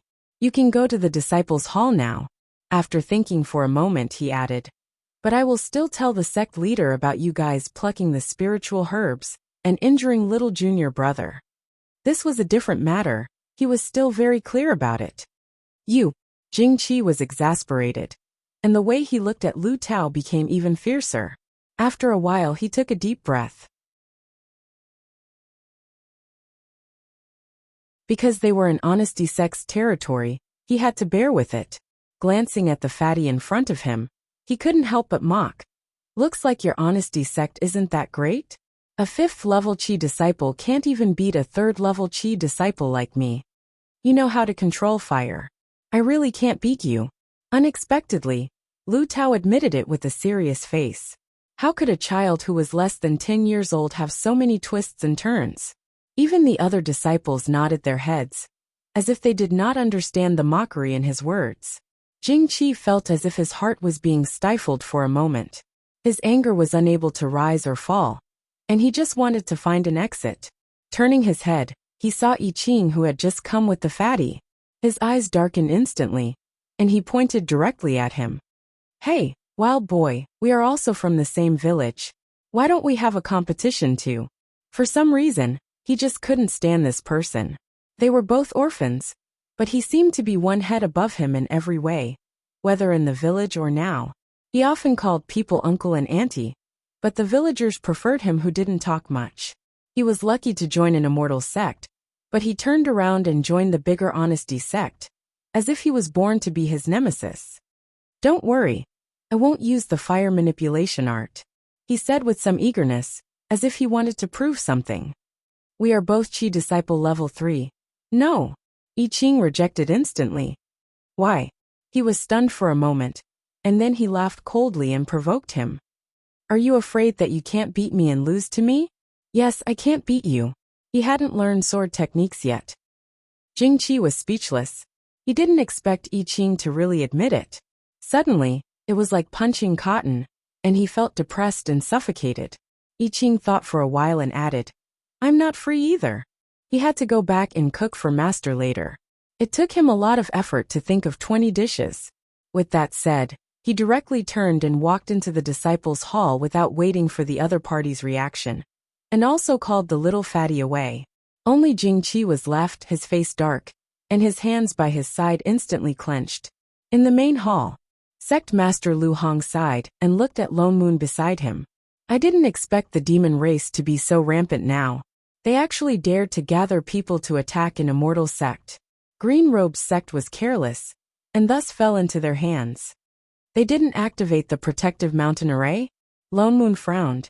Normally, every sect would have a protective mountain array to block the enemy's attack, and to buy time for rescue. Green Robe's sect was not far from Honesty sect. Even if the rescue was not in time, it wouldn't be to the extent of being wiped out, right? I also don't know why their protective mountain array was not activated. Lu Hong shook his head. By the time I received the news, it was already too late. But I found the demonic aura of a 10th level demon king there. I'm afraid that even if the array was activated, it would not be able to stop those demons. 10th level? The demon king personally attacked? He suddenly thought of a certain rabbit. When did the demon race become so courageous? So many demons, why did they attack a small sect? I also don't understand this matter. Lu Hong also looked puzzled. They usually didn't have much contact with Green Robe's sect, but they also knew that it was a sect poorer than them. Apart from the sect master who was a nascent soul, there were very few golden core disciples in the sect. When Junior Brother and I received the message and rushed over, the entire Green Robe sect was almost slaughtered. Shening, what do you think happened? Lone Moon looked at Shening beside him. Huh. Shening looked up. The demon race attacked Green Robe's sect. The corner of Lone Moon's mouth twitched. They were in a meeting after all. Even if she was pretending, she should at least be more serious. Green Robe's sect is less than 100 miles away from here. To the south. Thinking of her poor sense of direction, he immediately changed his words. It's the immortal sect near the village that I Ching was previously at. Oh, Shening seemed to have just reacted. The demon race has never acted in groups. Lone Moon frowned. First it was that small village, then Green Robe's sect. So many demons appeared together, and they were all nearby. There must be another reason. Shen Ying's eyes narrowed. After a while she said, that alarm. As expected, Lone Moon's heart could not help but tighten.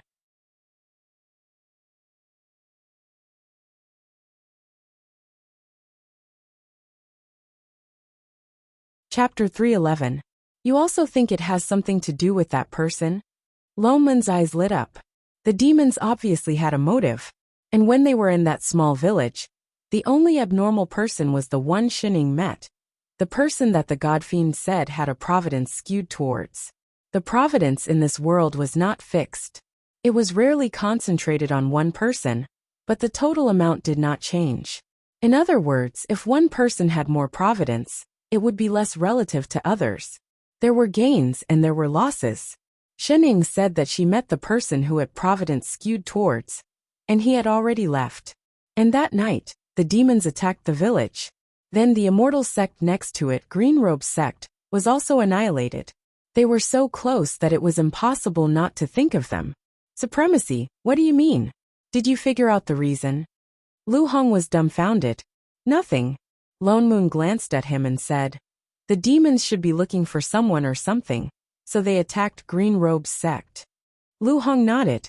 Indeed, a small sect like Green Robe's sect was not worth the attention of a 10th level demon king, unless they were looking for something. Oh yes, Junior Brother and I were in a secret room, and we found a few disciples who had just entered Green Robe's sect. Disciples? Lone Moon's eyes turned cold. So, Lu Hong shuddered involuntarily. So we brought her back. You want to take them into the sect? Lone Moon laughed coldly.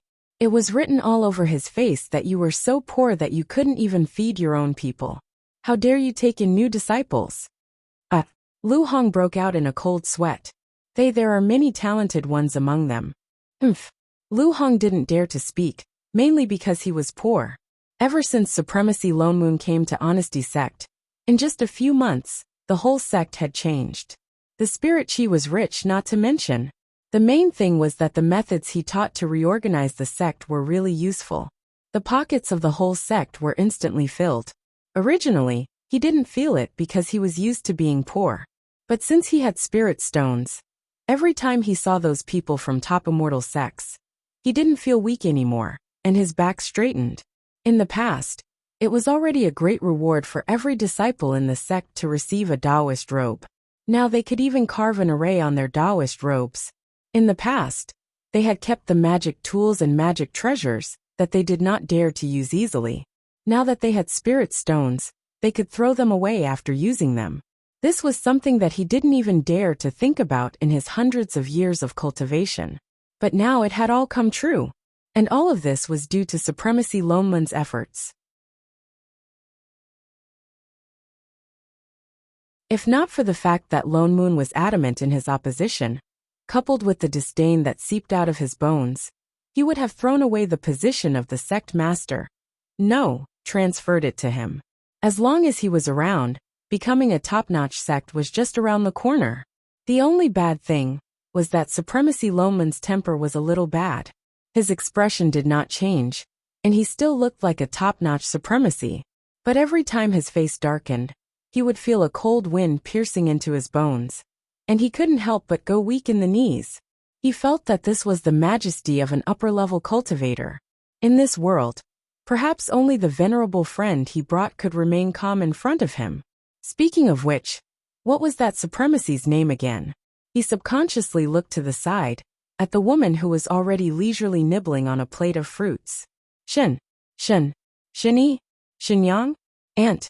Alright, that's not important. Supremacy, those are all half-grown children, they have nowhere to go. Lu Hong continued laughing. What's more, it's almost time for our sect to accept disciples. The elders of the sect are all waiting outside. Supremacy, why don't you come and take a look first? Lone Moon frowned, then nodded. Lu Hong gave a few instructions. In a short while, some core formation Tao lords, and the only two nascent soul cultivators in the sect, Lu Rue, entered one after another. Perhaps it was because Lone Moon had been forcing them to earn money these days. But after they greeted the few of them, they looked towards the door obediently, waiting for the disciples to enter. It was as if they were afraid that Lone Moon would talk to them about something. Lu Hong asked the disciples to bring the disciples over. In less than a quarter of an hour, they saw a group of children about 10 years old coming over from afar. There were dozens of them, some in green, some in blue and white disciple robes. Once they entered, they lined up in the main hall and bowed together. Then, they sized up the people in the hall with some curiosity, anxiety and excitement. These were the group of children who had just gotten into a conflict in the disciples' hall. Jing Qi was taller than his peers, so he stood at the back, feeling a little nervous. After coming to Honesty Sect, he realized that Green Robe's sect, which was like a paradise in his eyes, was only a low-class immortal sect. After Green Robe's sect was destroyed, and they were brought here by the sect master of Honesty Sect, he guessed that they were prepared to keep them, and with his qualifications, it wouldn't be a problem for him to join any sect. He had no objections to joining Honesty Sect, since they were all immortal cultivators. But after what happened with I Ching and the little fatty, he was a little hesitant. A gentleman does not stand under a collapsing wall.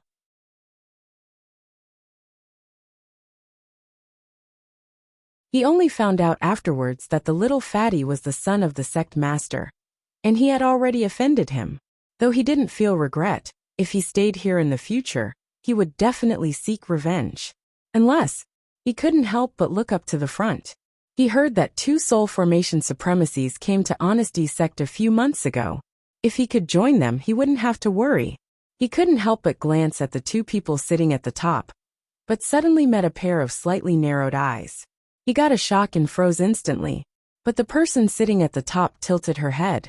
Yo, it really was her. What's the matter? Lone Moon turned to look at Shening, who had suddenly spoken. He subconsciously followed her line of sight. Jingqi immediately lowered his head. His mind was in turmoil. That woman was clearly the one who ate at Wild Kid's house that day. She was actually a soul formation supremacy. His heart was in a mess. Before he could react, I Ching, who had just come in with him, suddenly walked out of the crowd. Under his and everyone's shocked gaze, he walked up to that woman and called out very naturally, "Master." Jingqi's eyes narrowed, and the resentment in his eyes almost overflowed. That was his master. What a wild little, no I Ching. No wonder he purposely drove him away that day. So he already knew that the person in the house was a soul formation supremacy, but just didn't want him to be chosen by a supremacy too. How scheming. Shening nodded. Thinking that he was still a child now, she handed him another fruit. Here. I Ching was stunned. He looked at the fruit in her hand and took it. His little brows frowned subconsciously, but he still replied, "Thank you, master." He already said that the fruit wasn't ripe.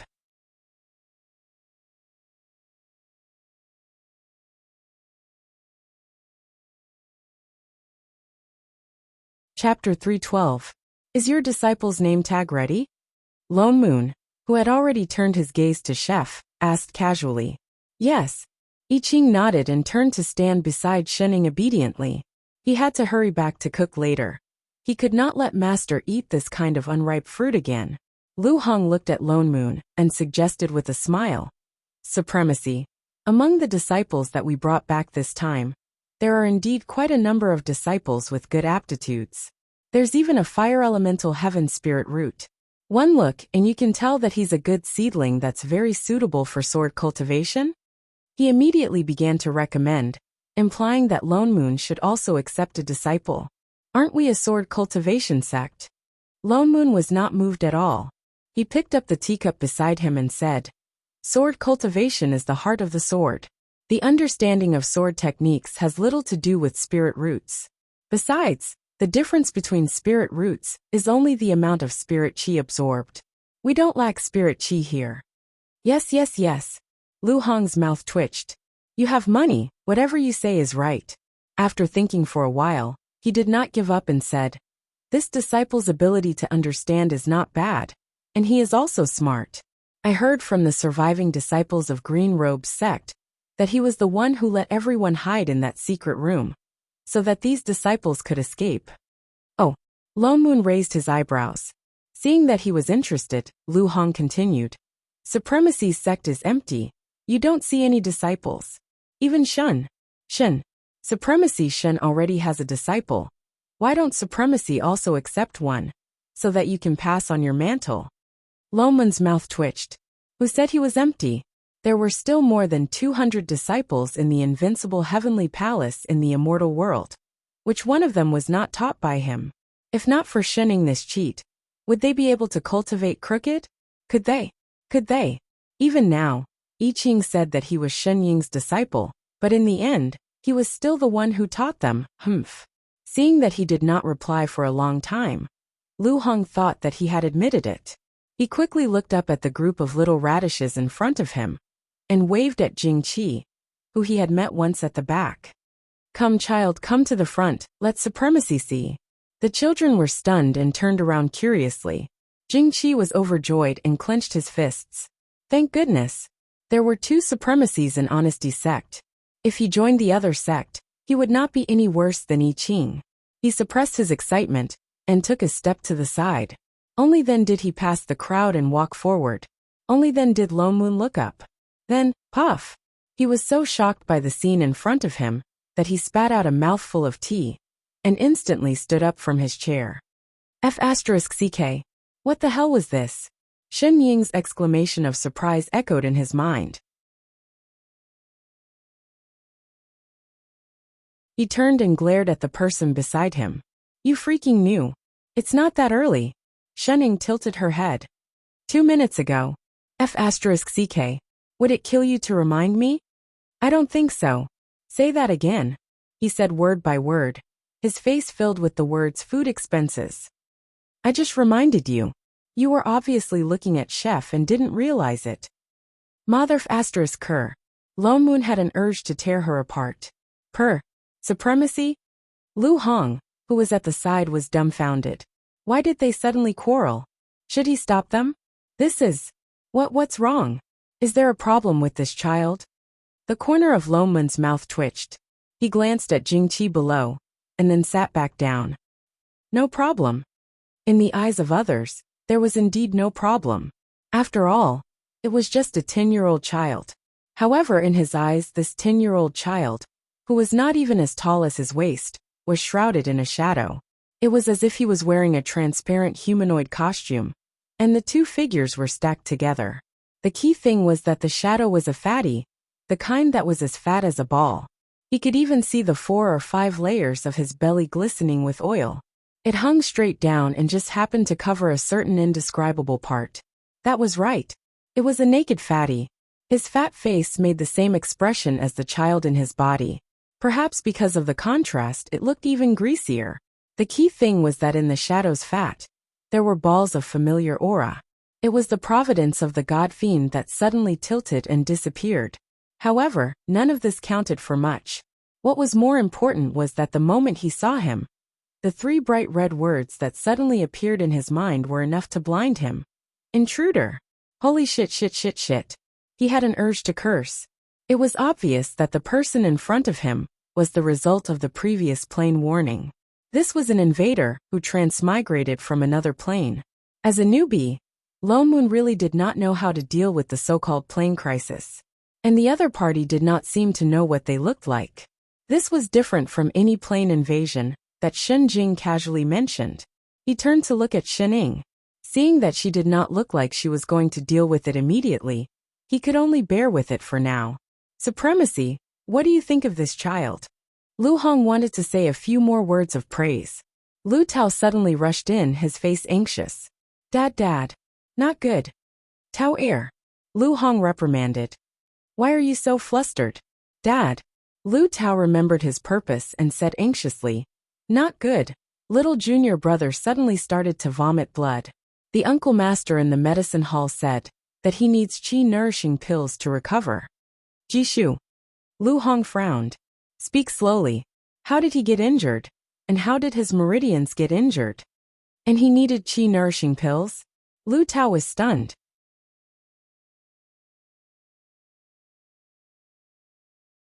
He turned to point at Jing Qi behind him. He got injured in a fight with him. I thought he just fainted. I didn't expect it to be so serious. With that said, he recounted what happened in front of the disciples' hall. Jing Qi's expression turned cold. A murderous look rose in his eyes. This fatty was despicable indeed. He must have deliberately chosen this time to complain. Nonsense. Lu Hong's expression darkened. He glared at him. No matter what the reason is, disciples of the sect are not allowed to fight in private. No matter how big the matter is, the uncle masters will deal with it. He turned to look at Jing Qi in front of him. You are the same. Although you are not a disciple of the sect, you are not allowed to hurt others. He reprimanded both sides, treating it as a child's play. However, he admired Jing Qi from the bottom of his heart. After all, a third-level qi refinement could defeat a fifth-level qi refinement. It was enough to show that Jing Qi's talent was extraordinary. However, the other party clearly did not think so. Jing Qi's expression darkened. His entire body exuded a gloomy aura.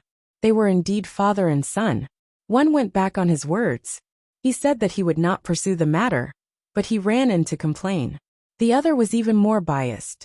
He subconsciously looked at the supremacy, who was full of immortal qi. He could not help but feel a little expectant. He hoped that he was different from the others. He could see through the appearance and say something fair. However, after waiting for a while, the person did not say anything. He seemed to be thinking about something. Lu Hong took out a bottle of qi nourishing pills and gave it to Lu Tao.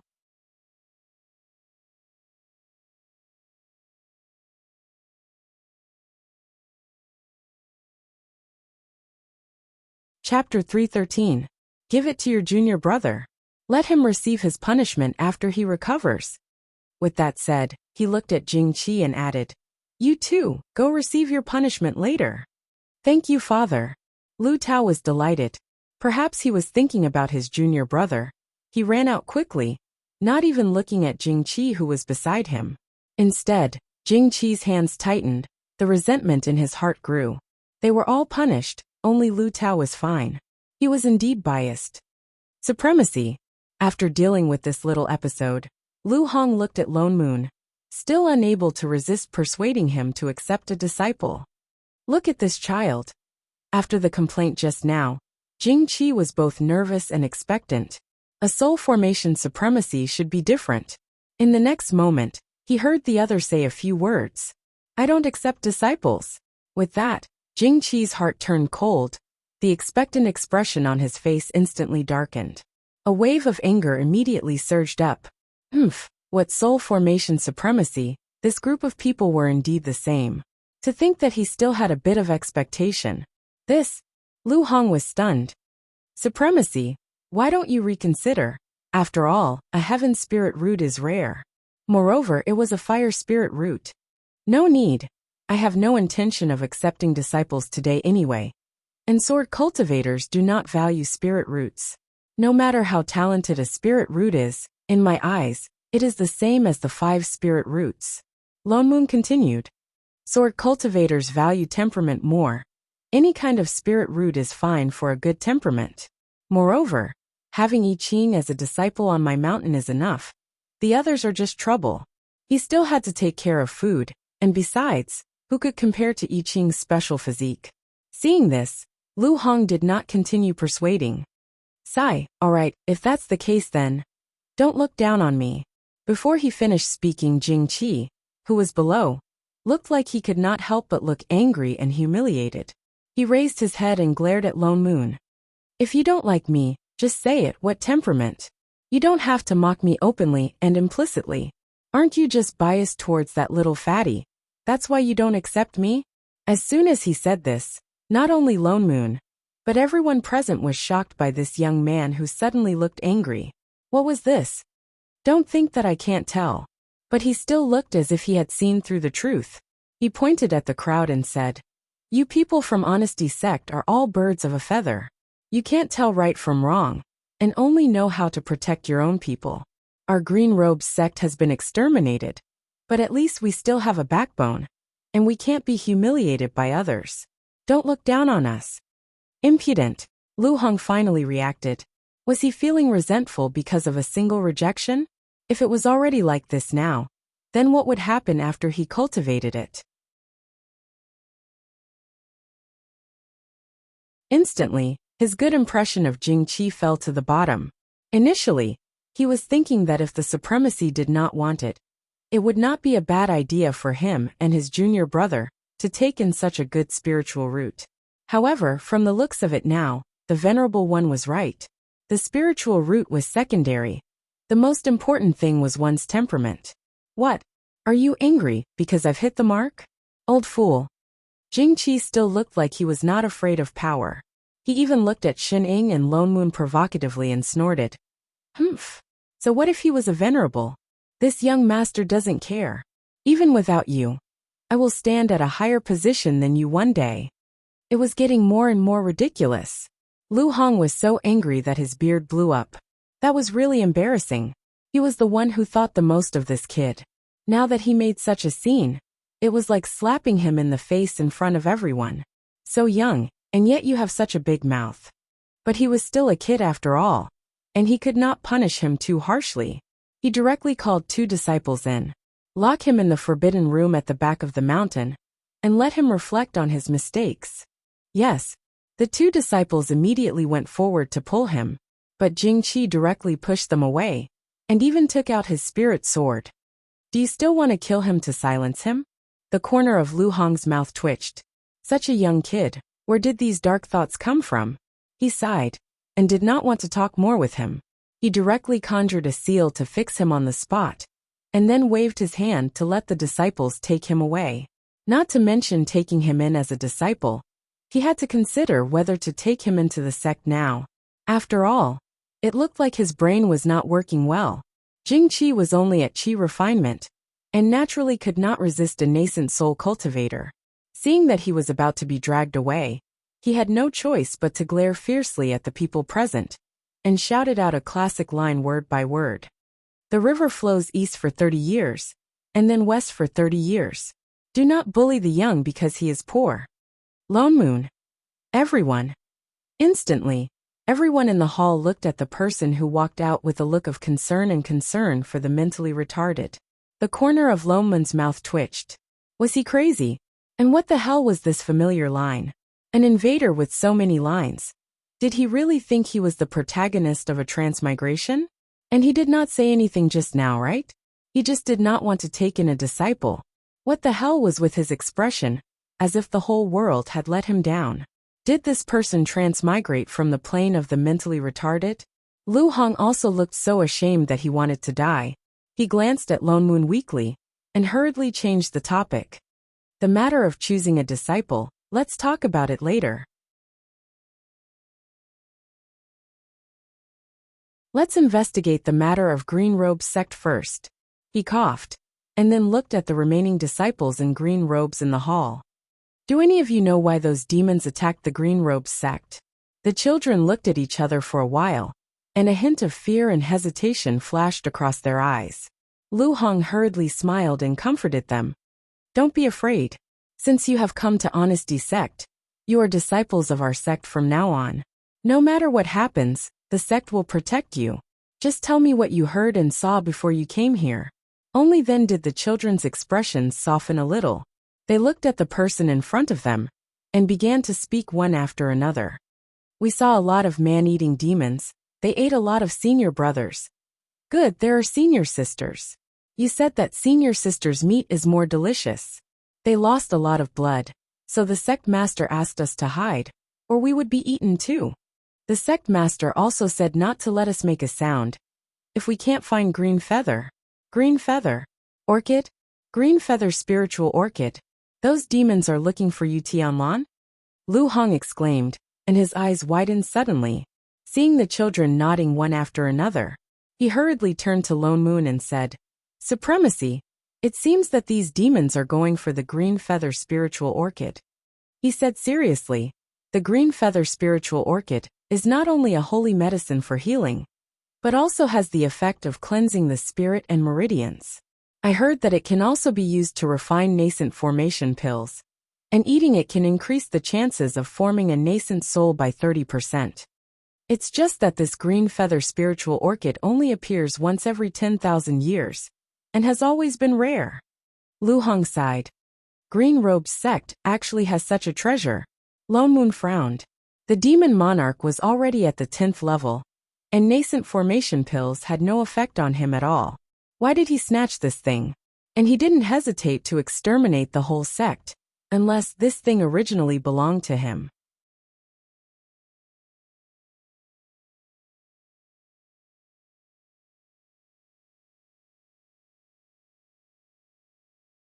Chapter 314.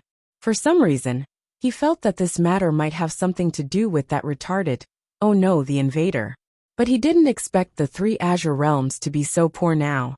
Even the green feather spiritual orchid was a treasure that everyone fought for. He remembered that most of the radishes that Rabbit gave Shining every day were of this type. Occasionally, one or two such weeds would grow in the back mountain of Invincible Sect. He was thinking about the invader. After figuring out the demon's motive, he wasn't very interested in what happened next. After bidding farewell to Lu Hong, he pulled Shining and I Ching back to Invincible Peak. How do you plan to deal with that Chinibyu? Once they reached the peak, Lo Moon asked directly. Open the plane door and chase him back? I can't. Shining shrugged. What do you mean? How could there be someone in this world that you can't chase away? He looked suspicious. Shining picked up a fruit out of habit.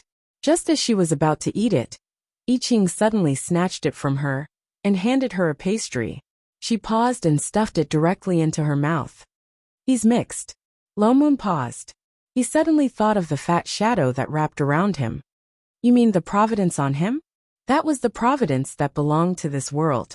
If they threw him back to his original plane now, it would indeed affect it. No. Shining tilted her head. Providence is just some data. If it's missing, we can just add it. There was no difference. Lo Moon's mouth twitched. You're insulting all the children of Providence in novels. The point is the person who mixed. Person? Lo Moon paused. His eyes widened. You mean his current body? Indeed, in their eyes, Jingqi was a fatty who had invaded their world. To outsiders, he was just a 10-year-old child.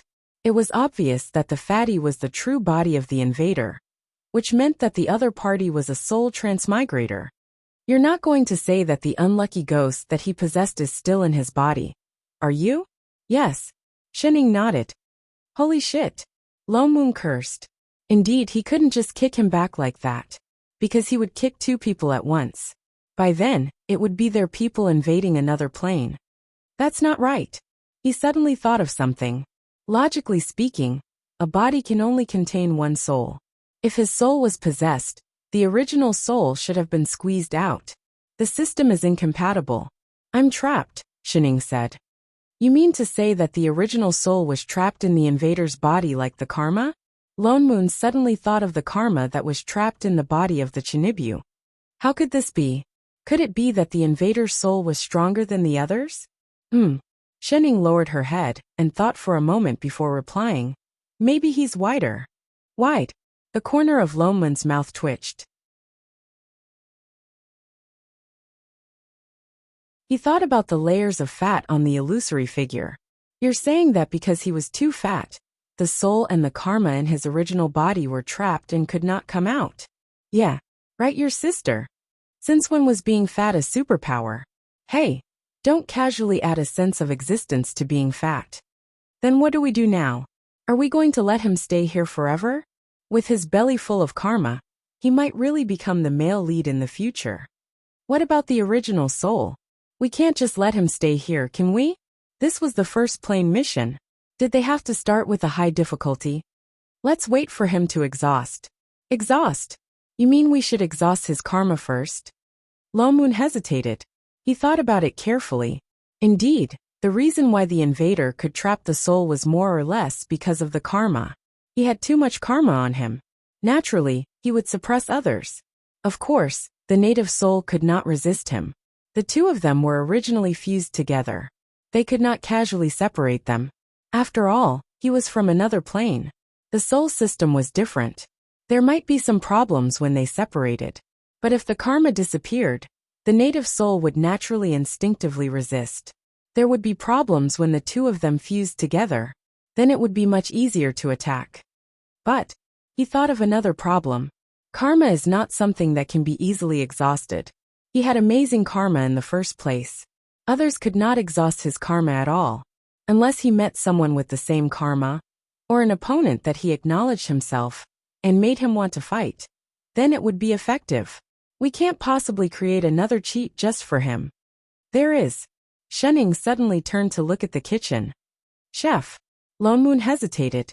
He glanced at a certain little figure who was cooking on a chair, very serious. This was really a wise choice. Chef, come. Let's discuss how to slap his face.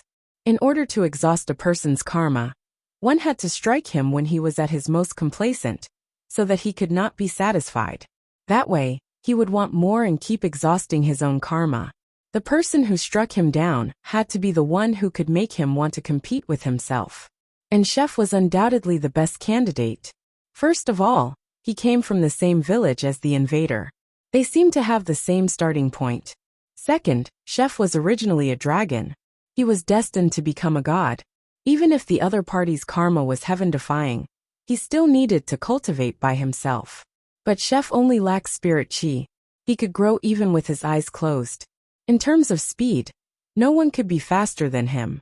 Third, regarding the influence of karma, in theory, if that Jing Chi was lucky, a portion of people would be unlucky. This was the influence of karma, but Chef was a plain assistant.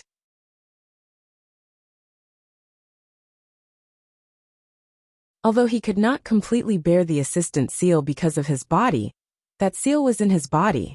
With this seal, all the rules in this world could not restrict him, including karma. That meant there was no need to worry at all that he would be affected by the invader's domineering aura. Finally, for some reason, that Jing Chi indeed seemed to have an inexplicable enmity towards Chef. He had already sensed it in the main hall earlier. Chef did not need to do anything at all to attract 100% of the other party's enmity. Lone Moon was just thinking about whether to let Chef go into seclusion and build his foundation before anything else, when something suddenly happened in Honesty Sect. The protective mountain array was activated instantly. The entire sect shook, as if someone was attacking the array. In the next moment, a series of demonic roars came from not far away. Demonic chi suddenly surged outside the mountain gate. Large amounts of black chi headed straight for the sect. Supremacy! A disciple hurried over with a horrified look on his face. A lot of demons suddenly appeared outside the mountain gate and surrounded the mountain gate. Sect Master asked me to invite Supremacy over. They really came.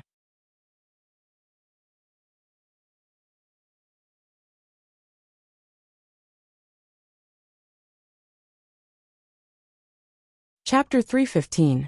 Got it. Lone Moon nodded. They came pretty fast. He turned back and said to Shining, "Don't run around." With that said, he disappeared in a flash.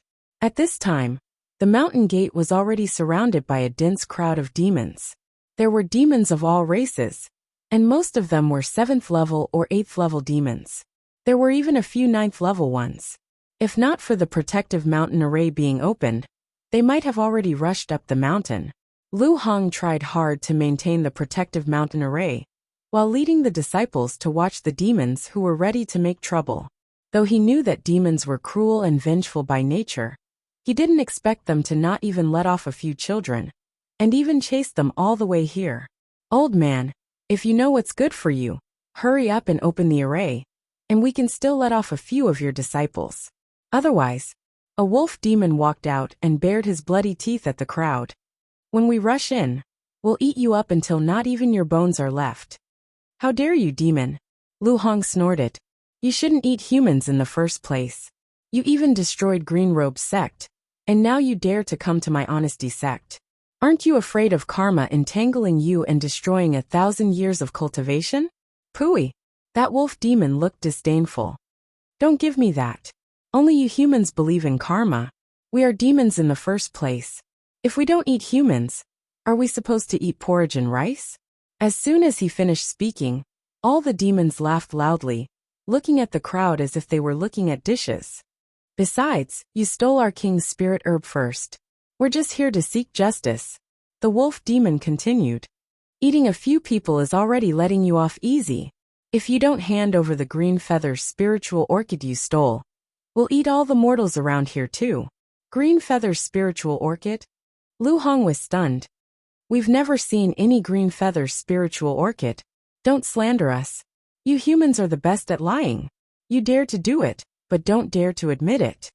The wolf demon snorted. Do you dare to say that it wasn't you who saved those brats from Green Robe's sect? We turned the whole Green Robe's sect upside down, and couldn't find that green feather spiritual orchid. It must be you who took it. We did save those children, because we couldn't bear to see them die in the demon's mouth. Lu Hong said solemnly. But we have never seen the green feather spiritual orchid, whether you believe it or not. You still dare to quibble? Let's see how long you can last. The jackal demon seemed to be too lazy to talk to him. With a wave of his hand, the demons beside him rushed forward and began to attack the mountain guarding array. For a moment, there were only a few loud bangs, and the entire sect shook. However, the array formation still did not break. Instead, some of the weaker demons were directly bounced away. Get out of the way! Suddenly, a wolf's howl came from the group of demons, startling all the demons and making a path. Not long after, a person walked over. Compared to the rest of the demons who were still in their beast forms, he was in a complete human form. He wore a long black robe, and his whole body was filled with a shocking demonic aura. He was completely different from the others. Lu Hong's heart sank. This was the 10th level demon king. A bunch of trash. You can't even break an array formation. The demon monarch glanced coldly at all the demons, causing them to tremble. Only then did he look at the cultivators in front of him with a pair of blood-red eyes. A red light flashed in his hand, and a sinister smile appeared on his face. Since you don't intend to return the treasure, it'll be the same after you eat all of them. With that said, his figure flashed, and he immediately leaped more than 100 feet, attacking the mountain guarding array with his palm. There was a flash of lightning, and the previously unbreakable array suddenly shook a few times. With a clang, it cracked like broken glass and directly dissipated. Lu Hong, who was maintaining the array formation, felt the blood in his chest churning. His body was unstable, and he directly took a few steps back. However, the Demon King opened his eyes and stared at Lu Hong. I'll start with you. With that said, he roared and flew up, pouncing directly at Lu Hong. Just as his pair of sharp claws were about to pierce through the other party, suddenly a beam of sword chi fell from the sky, directly hitting the Demon King in the air. A white figure instantly appeared, waved the flute in his hand, and with a thud, the Demon King was knocked down from the sky. With a bang, the Demon King did not even have time to squeak before directly smashing onto the ground. The demon chi on his body dissipated by more than half, and instantly, he was beaten back to his original form. Lone Moon stepped on the huge wolf demon that had changed back to its original form. He frowned, as if he did not dare to believe it. He asked, "This is the Demon King?" The little animals of this generation were not good, much weaker than the rabbit of the past. Perhaps because the look of disdain on his face was too obvious, the people and demons present all fell silent, with a dumbfounded expression on their faces. It felt like before it started, it was already over. Soul formation cultivation. Nobody knew which demon was the first to scream. Instantly, the whole group of demons seemed to be in an uproar. They turned and began to flee. Not the slightest bit of intention to save the Demon King. Not the slightest bit of love for their own kind. Don't you not believe in karma? Then I'll show you what karma is. Lone Moon snorted coldly. It was not easy for him to act tough, so he had to continue. He changed his hand, and an incantation was formed instantly. Instantly, a sky full of swords appeared, directly attacking the fleeing demons below. Before they could even take a few steps, they were caught up by the spirit swords and turned into a sea of blood. For a moment, the whole Honesty sect was filled with the cries of all kinds of demons. Just that previously it was a threatening roar, but this time it was a wail of death. In less than 10 minutes there was total silence. A large number of 7th and 8th level demons died, leaving only a few small demons who were not stained with the smell of blood, but most of them were 4th and 5th level. The people of Honesty sect who were ready to fight to the death. What did they come here for? Lone Moon made a rebirth incantation, sending all these bloody demons, who looked like they had eaten many humans, to the river of forgetfulness. Then he turned back. Where do you want to run to? The Wolf King, who had just crawled 2 steps, suddenly stiffened. All the hair on his body stood up in shock, and he lay on the ground, trembling. Supremacy, spare me. I didn't know that there were soul formation supremacies here. Didn't they say that the highest cultivation level here was at nascent soul? Sure enough, rumors were not to be trusted. Oh, you mean that if there were no soul formation supremacies, you would dare to come and eat people? Lone Moon's eyes turned cold. The Wolf King's eyes narrowed, and he trembled even more. No supremacy, I had no choice. The green feather spiritual orchid that I had been raising for thousands of years was stolen by them. In a fit of anger Who said they stole your green feather spiritual orchid? Who cares about your radish? And a green radish? Yes, it's true. The Wolf King's ears drooped down, feeling wronged. I know that kid, he was the one who stole it. As he spoke, he pulled out an image recording stone from somewhere. Suddenly, a phantom image popped out. It was a child around 10 years old. He was thin and tall, and he was holding a green radish that was overflowing with spiritual energy.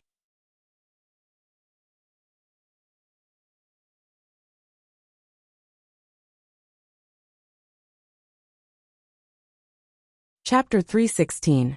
This is that Jingqi. Lu Hong instantly recognized the person on top. He's the one who stole it. The Wolf King continued.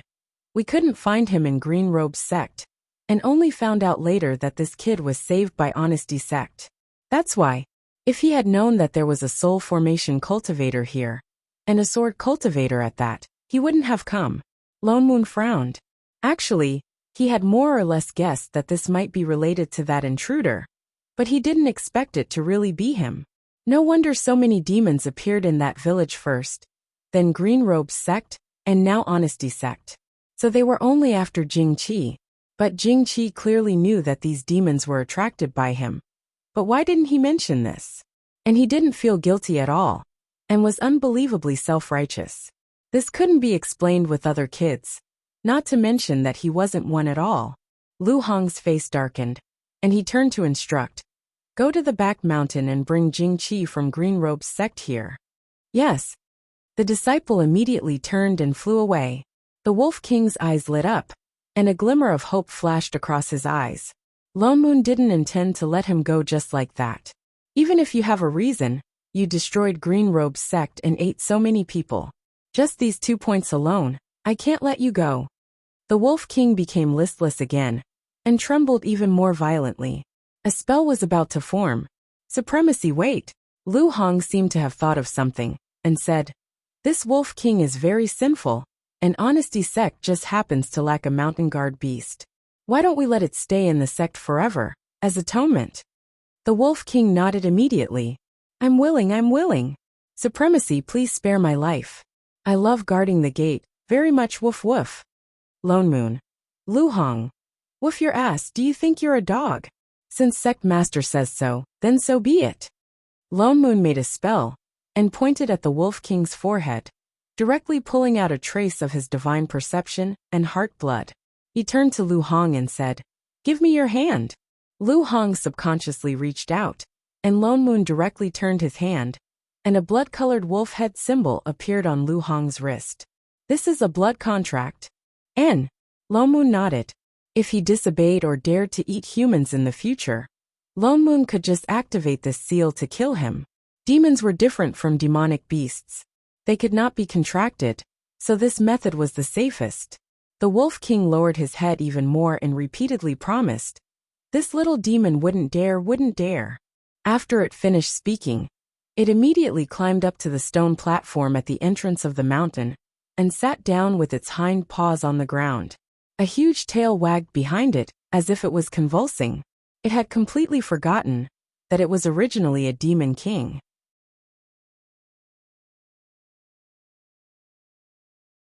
Lone Moon. Lu Hong. Everyone. At least he was tactful. The rest of the lesser demons don't have any blood chi on them, so they probably haven't hurt anyone. Deal with it as you see fit. Lone Moon instructed. Suddenly he thought of something. Oh yes, clean up the corpses, and send them to Shen Ying on the Invincible Peak, after extracting their demon cores. Although they're a little broken, they should still be edible. Eat. Did they hear it wrong? Yes. Lone Moon glanced at the remaining lesser demons and the Wolf King. He said word by word. Don't they like to eat humans? Let them understand what it means to be at the top of the food chain and fear. Everyone. Demon. All the demons trembled. So scary. They actually want to eat demon corpses. Before the crowd demons could react, the disciple who had just left to call for reinforcements suddenly ran back with an anxious expression. Sect Master, bad news. That disciple called Jingqi is missing. What? Lu Hong's expression darkened. Isn't he in confinement? How can he be missing? Have you checked the disciple's movements? I've checked. No one saw him leave. I went to the confinement room and found that he was not there. This child. A trace of anxiety flashed across Lu Hong's face. Could something have happened to him?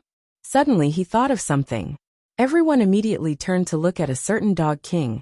No, Wolf King. The Wolf King's hair stood on end. No, it wasn't me. Don't wrongly accuse a good wolf.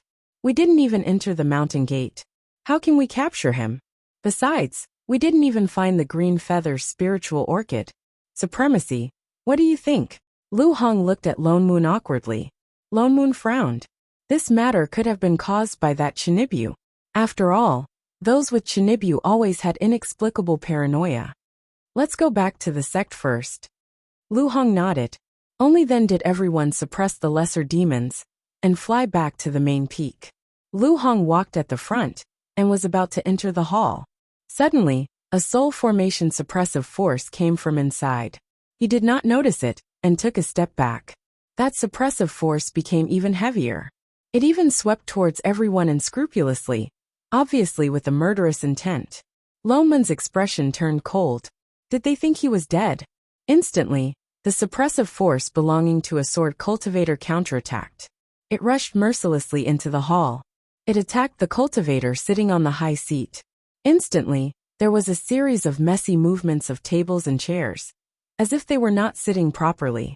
Only then did Lone Moon lead everyone in. He looked at the middle-aged cultivator who came uninvited and was still sitting on the high seat. Honesty Sect actually has a soul formation sword cultivator. I have underestimated you. The cultivator on the high seat stood up and looked at Lone Moon, who was at the front with some wariness. You are Supremacy Wuxiang of Divine Heaven's Sect. Lu Hong was shocked and instantly recognized the identity of the person.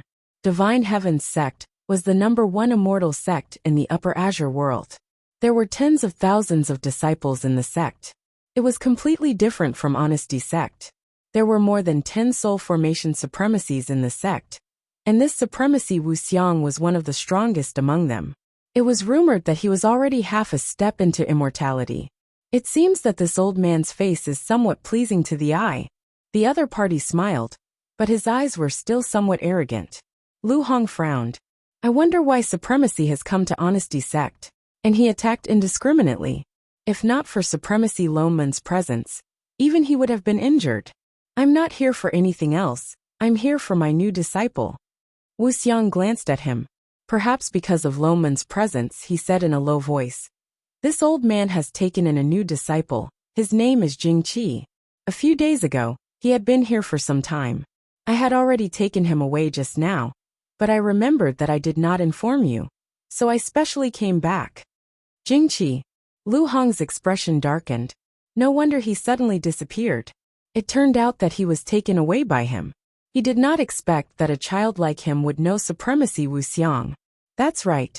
He is my only direct disciple from now on. His eyes turned cold, and he continued in an accusatory tone.